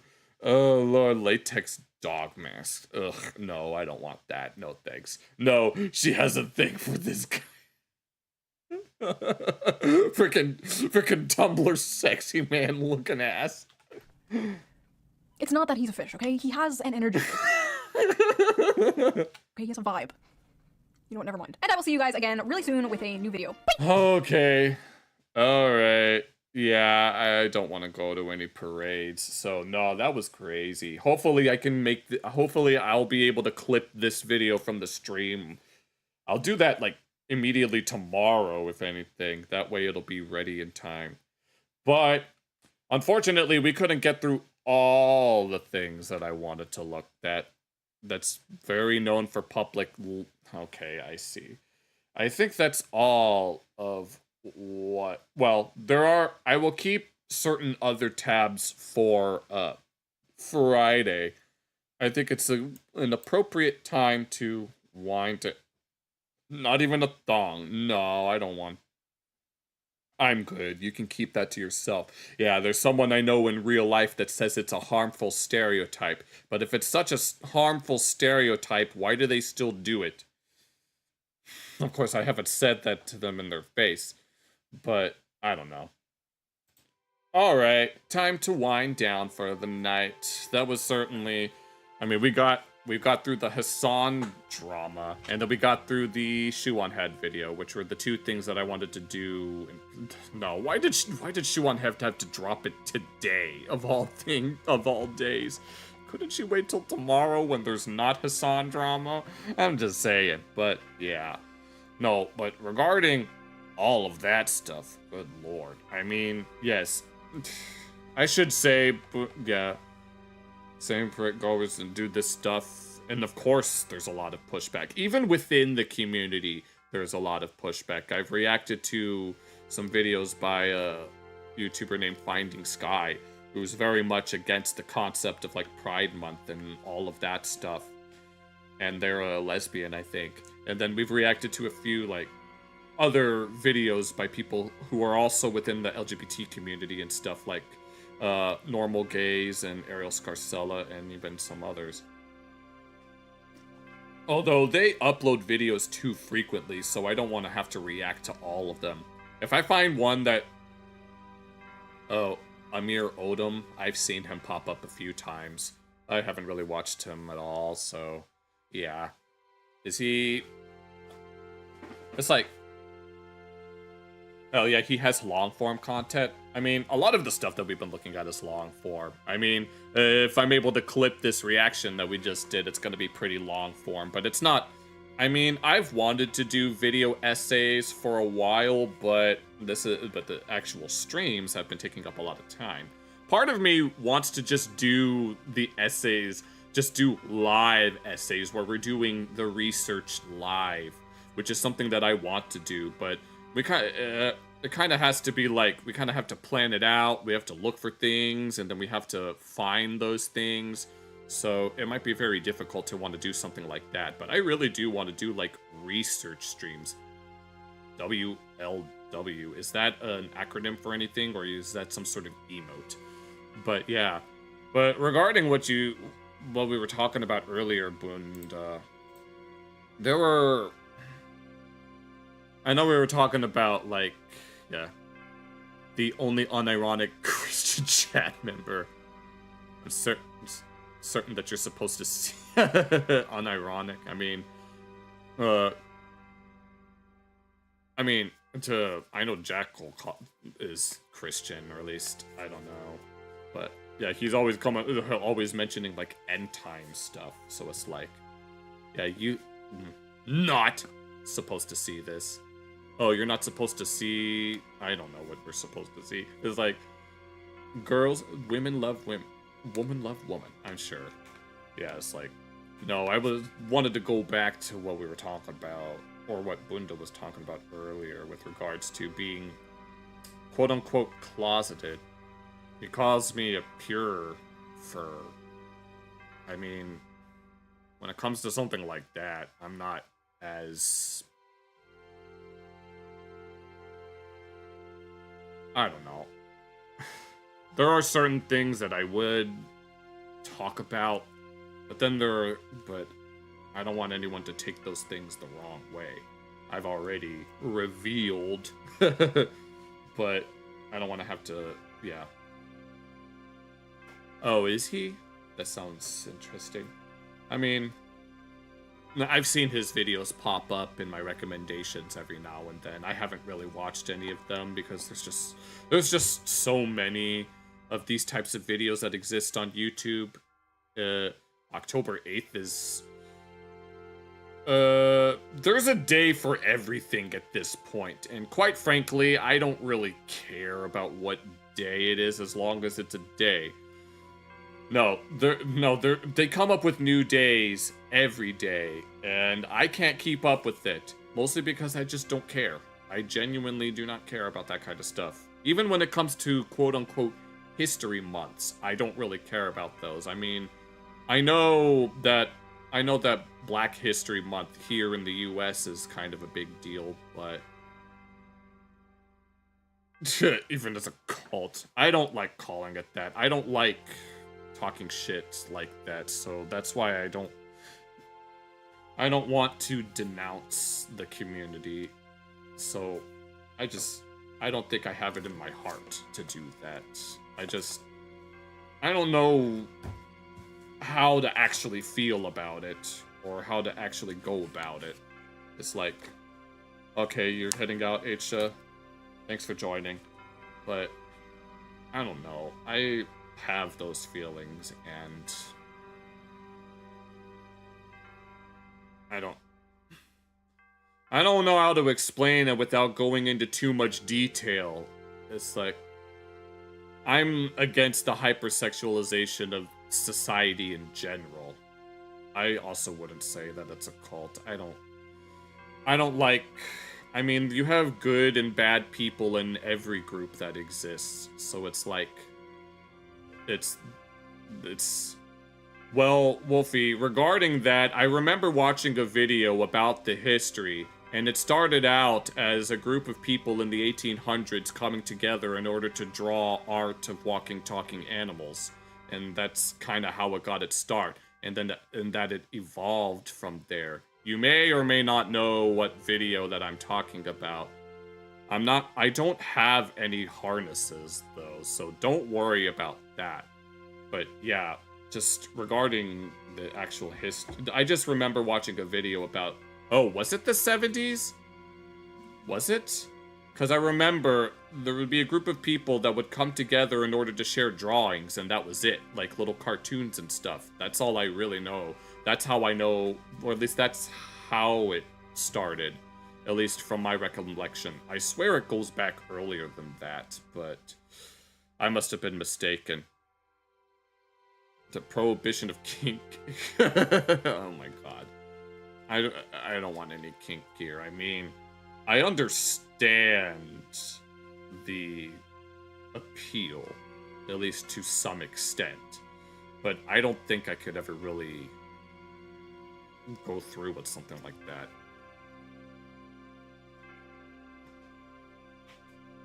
What are the cons for? I'm pretty sure it's just for hanging out more than anything. Honestly. I mean, I've thought about it. I've thought about attending a con at least once. I remember someone in chat, like, when I first started streaming, saying that they've been to one con and that it changes you. But I don't know. I don't know what it... all I know is that it's just a place for people to hang out. Music, lano pens. You could do the same thing without the con, but that's the point. The point is to be in costume and just... I don't know what they do at cons.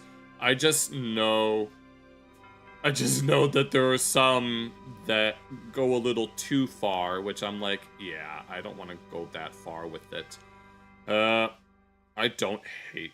Well, I get bored easily at some parties, but if there's like food and games, yes, I will participate. I love when my friends host a house party and we play games there. I like doing that. And it's got to be games that I enjoy playing. Sometimes they'll play like Mario Kart or Super Smash Brothers, but I don't really play those kinds of games. No, we play little card style board games. There's this one game called Code Names, and then another called The Resistance. Oh my god. When we play The Resistance, it gets so freaking heated. Just not one with the adult stuff. I mean, I do have my limits. That's all I can say with regards to that. I have my limits. I know how far that I'm willing to go, but I'm not really going to say what that is just because I don't want to make anyone too uncomfortable, so to speak. But yeah. I mean, there are many... I mean, I've thought about wanting to just talk about how I feel, but it's kind of hard to explain without going too in-depth in a way that makes people uncomfortable. I'm going with the said he wants to orc. Oh yeah, I can imagine. I don't know. It's just I want I don't know what I want at this point. I want to be there for people when they need it most. I do want to... There's a reason why I still hold on to, like, the moniker of furry. I do it on purpose, in hopes that people will take notice of me and realize that I'm not quite like a lot of others. I don't know why YouTube is doing... I don't know what kind of comments that you're trying to make. What happens is that YouTube will allow a comment to go through, but it'll end up getting hidden, but then it shows up in the multi-chat. Although yours don't seem to be showing up in the multi-chat. I don't understand that either. It's like, It's like, I not understand, as Korone-chan would say, with regards to water in the fire. Which, by the way, I've been meaning to make a video about that for a long time, as it involves a lot of mythology between Indo-Iranians and the Navajo, but that would take some time to research. But yeah, I refer to myself as furry on purpose, because people will take a look and they'll just assume that I behave and conduct a certain way, and then they'll realize that I'm most certainly not quite like that. Yes, I've already revealed how I feel, and they're probably going to use that against me in some way, but I honestly don't particularly mind, because I didn't go in depth. I didn't go in depth with it. I didn't reveal anything too explicit. I tried to talk about it in as broad of terms as I possibly could. So yeah, you're intrigued, not publicly. At a con after 10 p.m., but that's a big maybe, probably. It's like, no, if I ever got myself like a suit, I wouldn't even, it would probably just be in storage all the time, and it would have that stale laundry smell. I've mentioned that like more than once, but yeah, it would just kind of be there, you know. It wouldn't, it's just in a corner, just, I don't even know when I would even wear it at that point. Maybe when I find someone who was into that kind of thing, but I'm not sure. And watch someone clip that out of context and be like, I know that Wolfie is worried about me being clipped out of context, but I'm sure it won't be too much of a big deal. But either way, if anyone... Only to cons. Only to cons. Yeah. Because there's a price... Yeah. Yeah. Yeah, I know. Yeah, you found me because you found some... I know. That's what I'm trying to do. I want to shatter people's... I want to shatter people's expectations. I want to be subversive in that regard. They'll take one look at me and just assume the worst. And then they actually take the time to notice and be like, huh. I mean, I think that's what Tactical Templar did. He was very confused as to why he was getting why I was being recommended to him. But then he said... And then he said... he hopes that my channel is able to grow, which I'm sure it'll grow. It's taken a lot of time. Some videos do better than others, and others are just like, I don't know what it is. You don't overthink it. It's just, well, mine is also just a cute little avatar as well. I think it's super cute. Yeah. It's like, they can be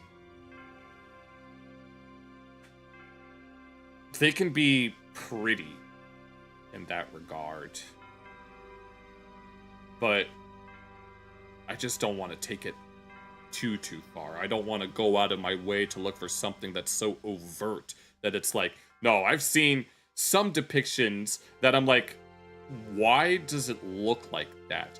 Is there any reason that they can't just look like a normal person? Just, you know, maybe they do, maybe they're like quote unquote good looking, but they're not like, oh my god, I've seen some very...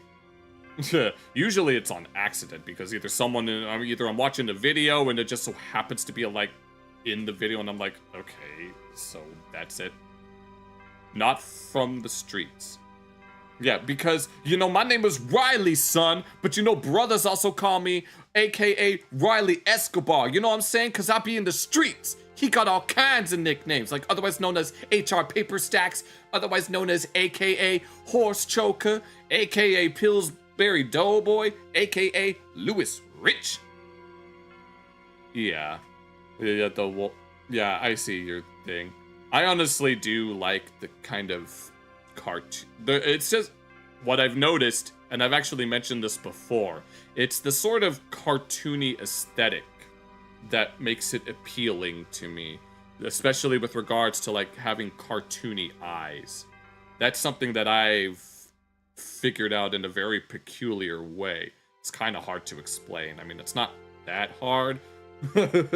I mean, you could point to, like, some people will point to Disney, like The Lion King and Robin Hood, but I actually do know the definitive source of my quote-unquote awakening. I was able to figure... I didn't realize it at the time, but in hindsight, it actually makes a lot of sense. I'm probably not going to say what it is right now, because, quite frankly, it makes me uncomfortable to bring up. In fact, it's always kind of made me uncomfortable to bring up. That's why I don't really talk about it all that much. Well, here I am using this model, so I'm gonna have to talk about it. Well, other people can talk about it and I can chime in on the whole thing, if that makes any sense. I'll end up being wanted in an open relationship. Yeah. No, I don't. Here's the thing.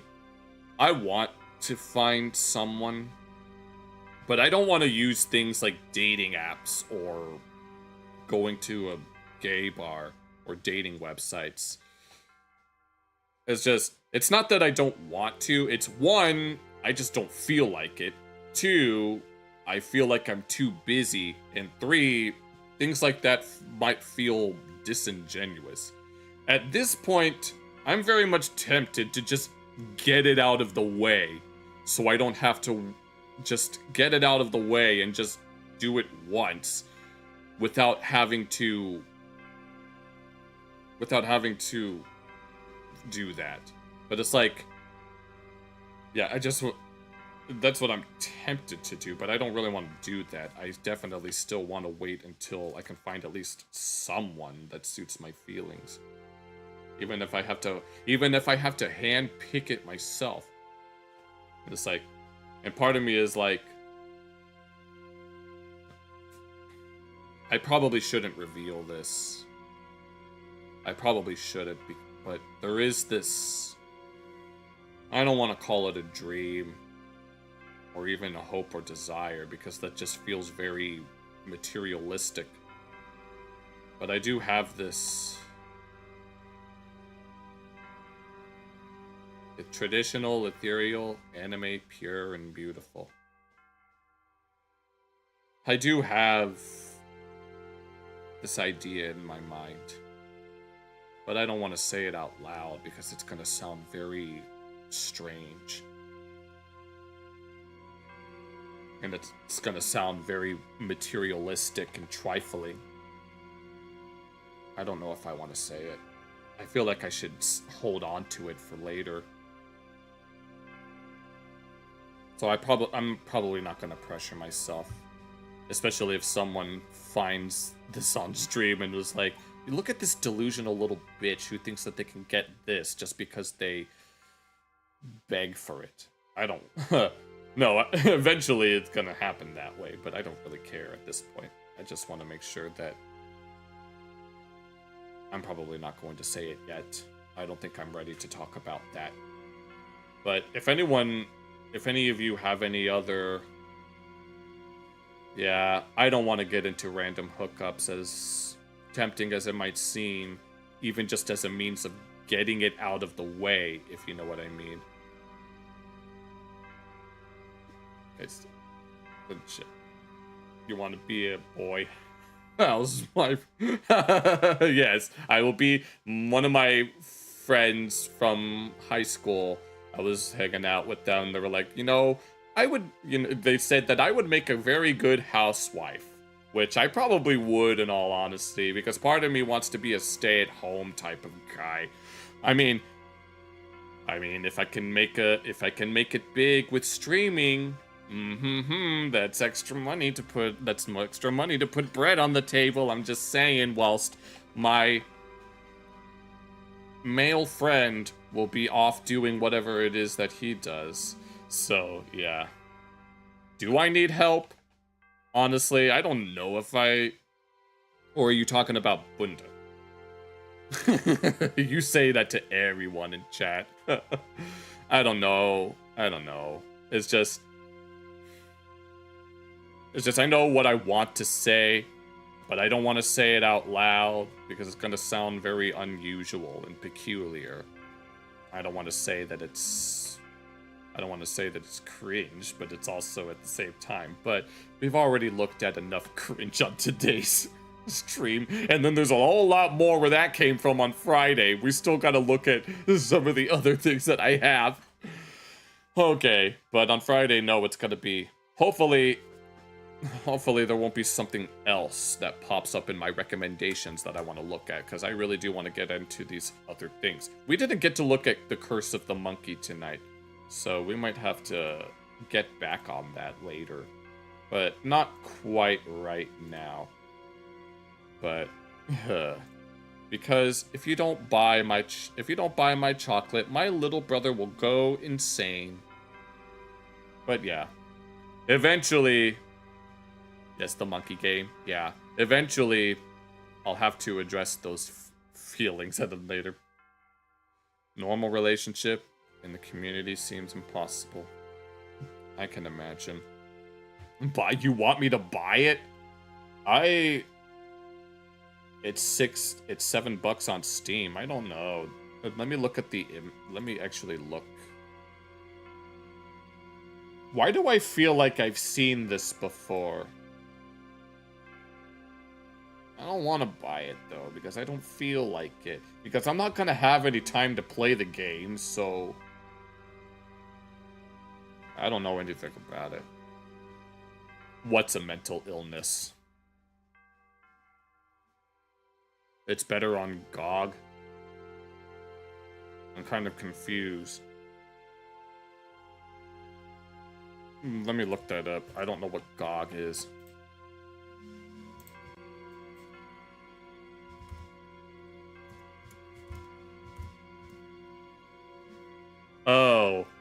Oh, it's whatever the heck this is supposed to be. Is it? Something download the best classic and new games on Windows. I don't know.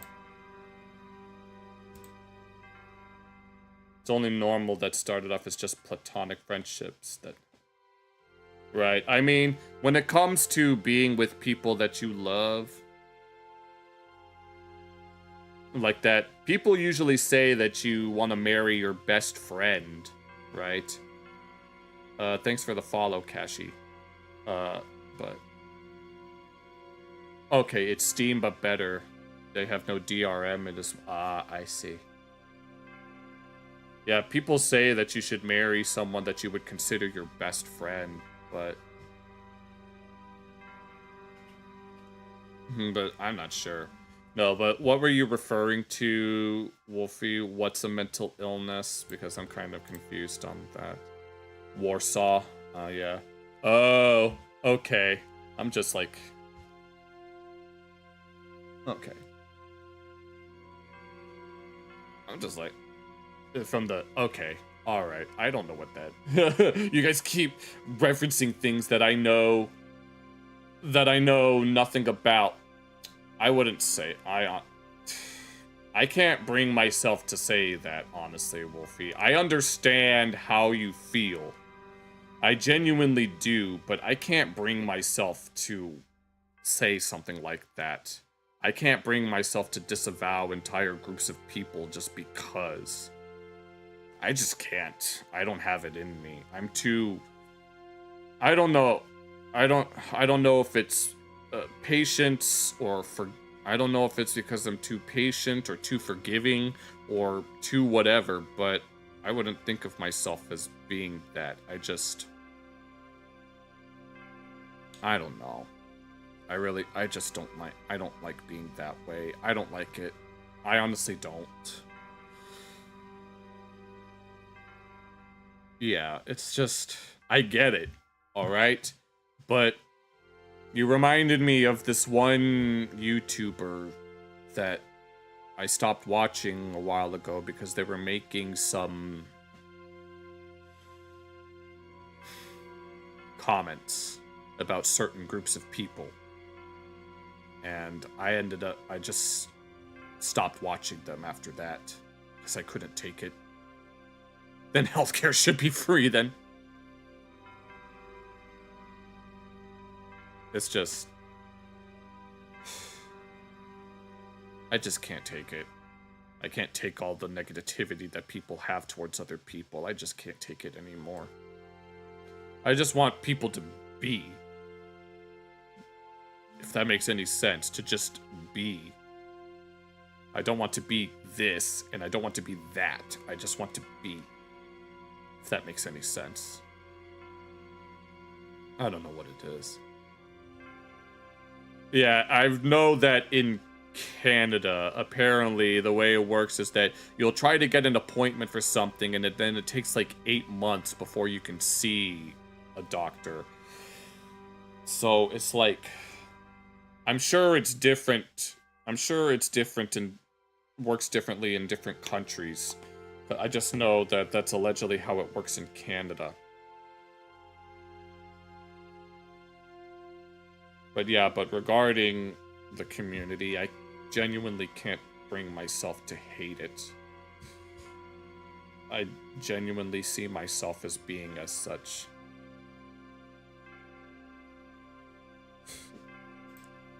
I'm not going to...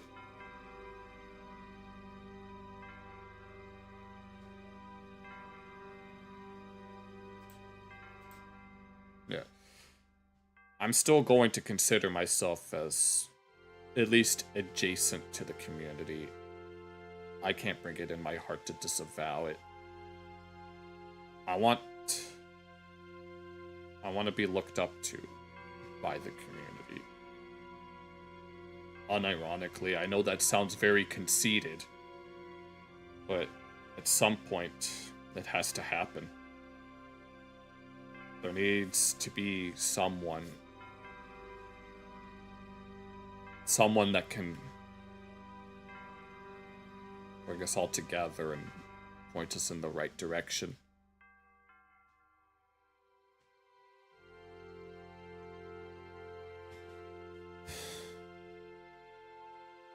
But I'm not gonna stop, though.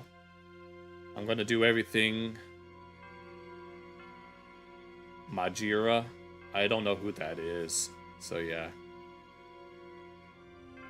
Well, if that's the case, let me be the one to carry on the torch. Let them pass it on to me if that's the case. I don't know who Majira Strawberry... Oh... I think I know who you're talking about. Is that one... I feel like I know who you're talking about. I think I've seen them before. They have like a small, thin muzzle on their persona. Or am I thinking of someone else? Let me be the one to carry the torch then. I'll be the one to step up and lead. Because the world needs someone to stand up and lead.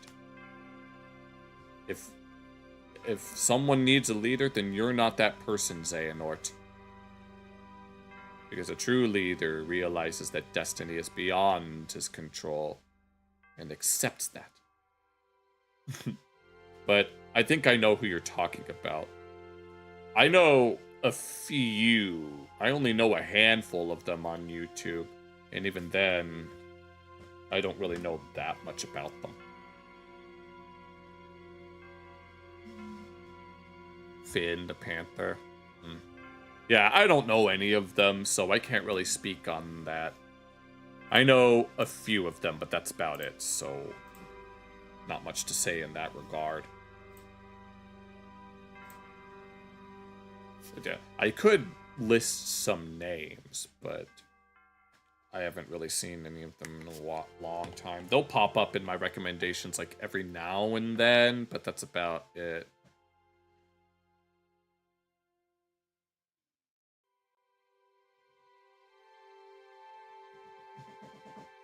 The only one is about... I'm good. I'd rather just... An army of plants that kill bugs and tablets created from flux. At first I thought you were talking about Plants vs. Zombies, but you might have been talking... But you're probably talking about someone else. Yeah, I don't... I'm good. I don't really feel like looking up other people, so... Am I not sane enough for you, Wolfie? Is that what you're getting at? Am I not sane enough? Am I too insane in the membrane, as they would say? Yeah. Where you turn into some werewolf simulator? I mean, I don't know. No, we were looking at Shoe on Head showed showed someone who made a book about, yeah, more insane than me. I mean, at least no, we were looking at Shoe on Head showed some girl with wolf boyfriends, and I wanted to make a comment on the wolf's designs, but I don't want to make anyone uncomfortable, if that makes any sense. A working class man saving a mare from a gorilla. What the hell does that even mean? I don't know what that even means, but yeah, I wanted to make a comment on that Shoe on Head showed, but I didn't want to make anyone uncomfortable, and I didn't want to go too far into revealing feelings, so that's all you're getting out of me, so don't worry about it. I know you didn't think that they were that good looking, but beauty is in the eye of the beholder. I just wish it wasn't. Because I've seen some interesting looking things, but at the same time, it's like, some people need to slow down. Apologies for those noises. I'm fiddling around with some bottles. You're not... Don't... It's just, I don't want to be explicit. Because a monkey... Oh, Lord. You've been... Live leaks? Oh, good Lord. Oh, don't worry about that. Don't worry, there's nothing that I'll say that'll ever be that explicit. You'll get hints, but that's about it. I'm not going to be that... No. You reminded me these games exist. I don't understand space because a monkey just almost destroyed the world. That doesn't really sound very... That sounds very... is there explicit stuff in that game that you're talking about, or is it just some random... something akin to a Flash game? Or something akin to a Flash game? Because I don't... You're making it sound... Wolfie, you're making it sound like it's a big deal, even though it just doesn't seem...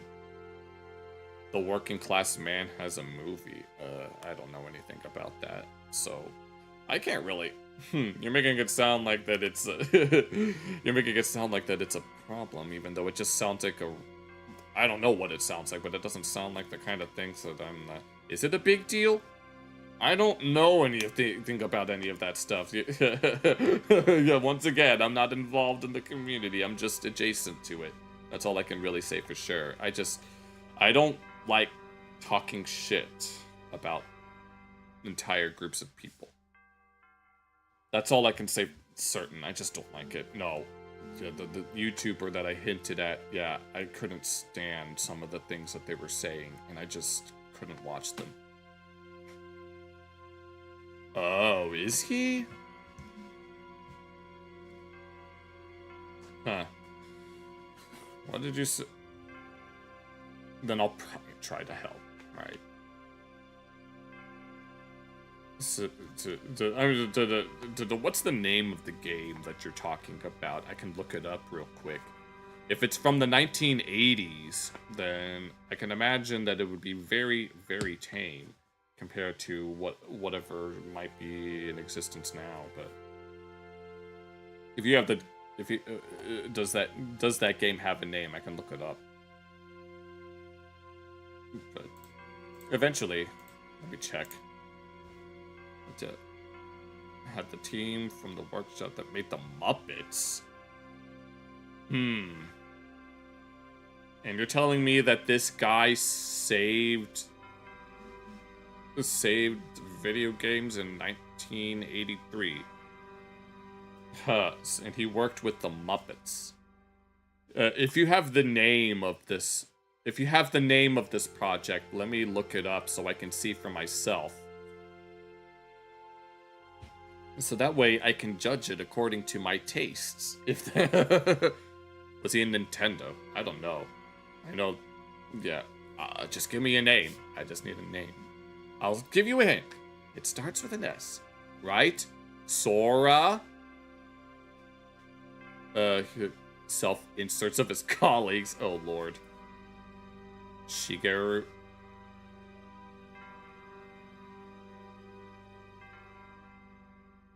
Did Shigeru...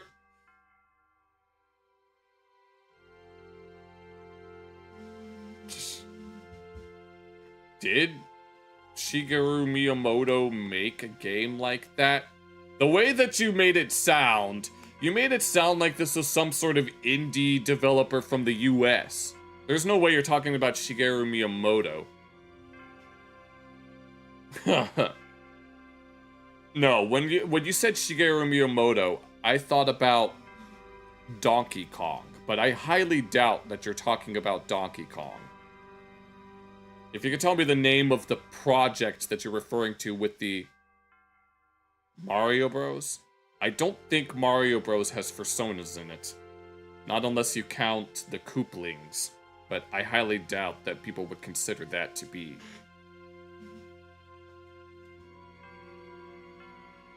Because Mario Brothers, Kyle Proflovsky couldn't think of anything better than Mario Brothers when he was running Hollywood. No, but what is the game that you were talking about that... Oh...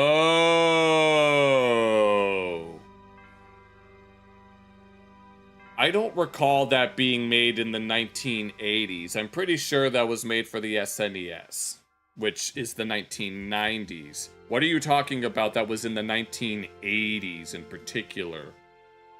Because that's what you said that he made a puppet as a self-insert. So yeah, well, no, what is that? What is that I want to look it up.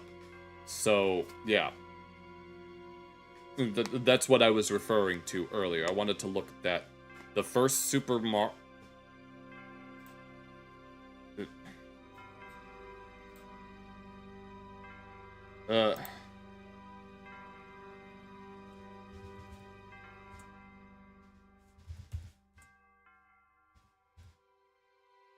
No, not that one. You have it? No, I'm just because I don't recall Mario Brothers having Muppet personas. So that's why I'm asking.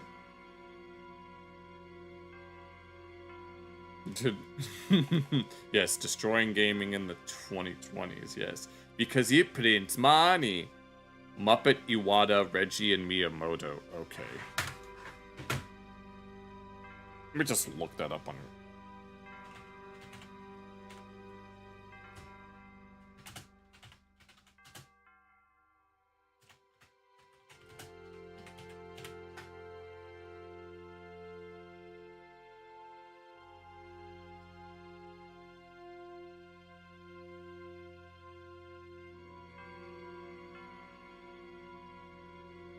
Oh. I just looked it up.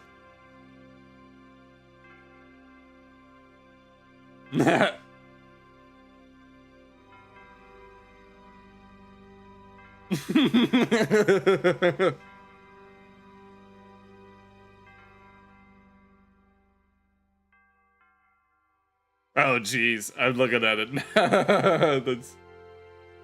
That's trippy.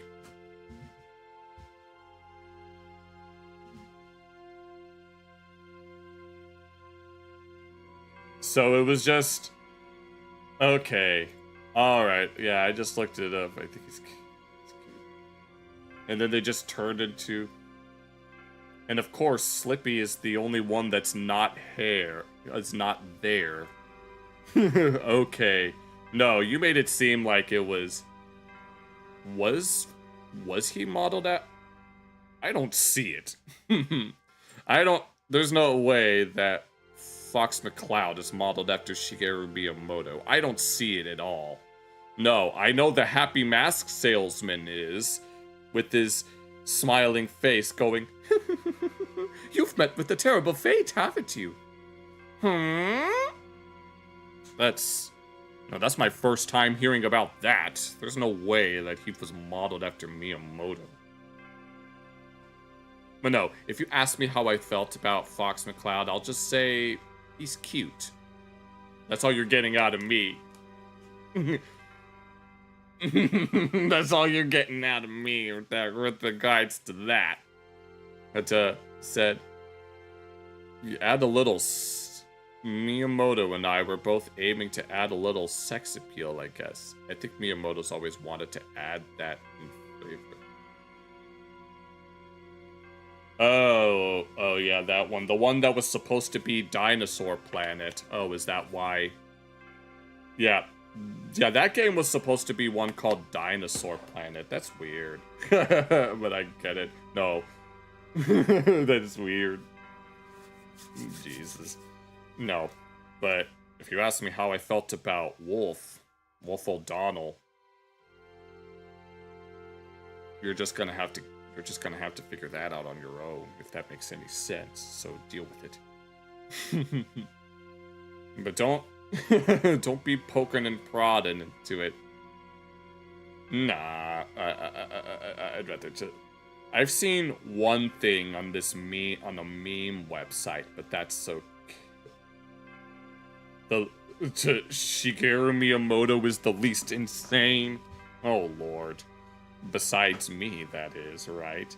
No, you made it sound like there was some random guy in the 1980s who was making... The way you I was like, the way you described it, I don't even know what the hell. Why did it take me that long to figure out you were talking about Star Fox? God damn it. No, that's embarrassing for me. No, the way you made it sound like... At first I thought Donkey Kong, but... Obviously, yeah. God damn it. No, that's embarrassing. Okay. If any of you have any other things that you would like to... If any of you have any more things that you would like to comment on, feel free to let me know before we decide to call it a night. Yeah, I've got... Oh, yeah, tomorrow I'll just be making the shoe on head video. That one's gonna be a treat. Yeah, that one's gonna be crazy. As long as I can get it out on time, because... No, what happens is that... Yeah, she'll upload a video, and then literally the next day, all of the VTubers have already posted their reactions on YouTube, and I need to be part of that. Because I know that my second shoe on head reaction got like over 1,000 views, but my most recent one didn't really get that much, so I guess I'll have to see what happens. But yeah, if any of you have any other things that you wanted to talk about before we finish up, feel free to let me know so that I can give you my takes. If that makes any sense. No, that's okay. Talking chat. Okay. Someone on Kick wants to talk, but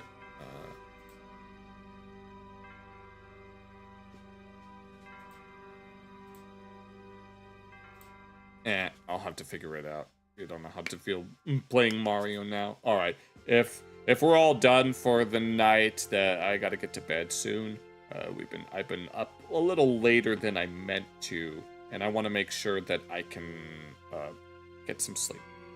But thankfully, I'll only have the shoe on head video to make tomorrow. I might have to make another video as well for something that's unrelated, but thank you guys for hanging out with me. Yeah, it's 5 now. It's 5:16. So thank you all for hanging out with me. I gotta get to bed. Thank you all so much. I'll see you on Friday.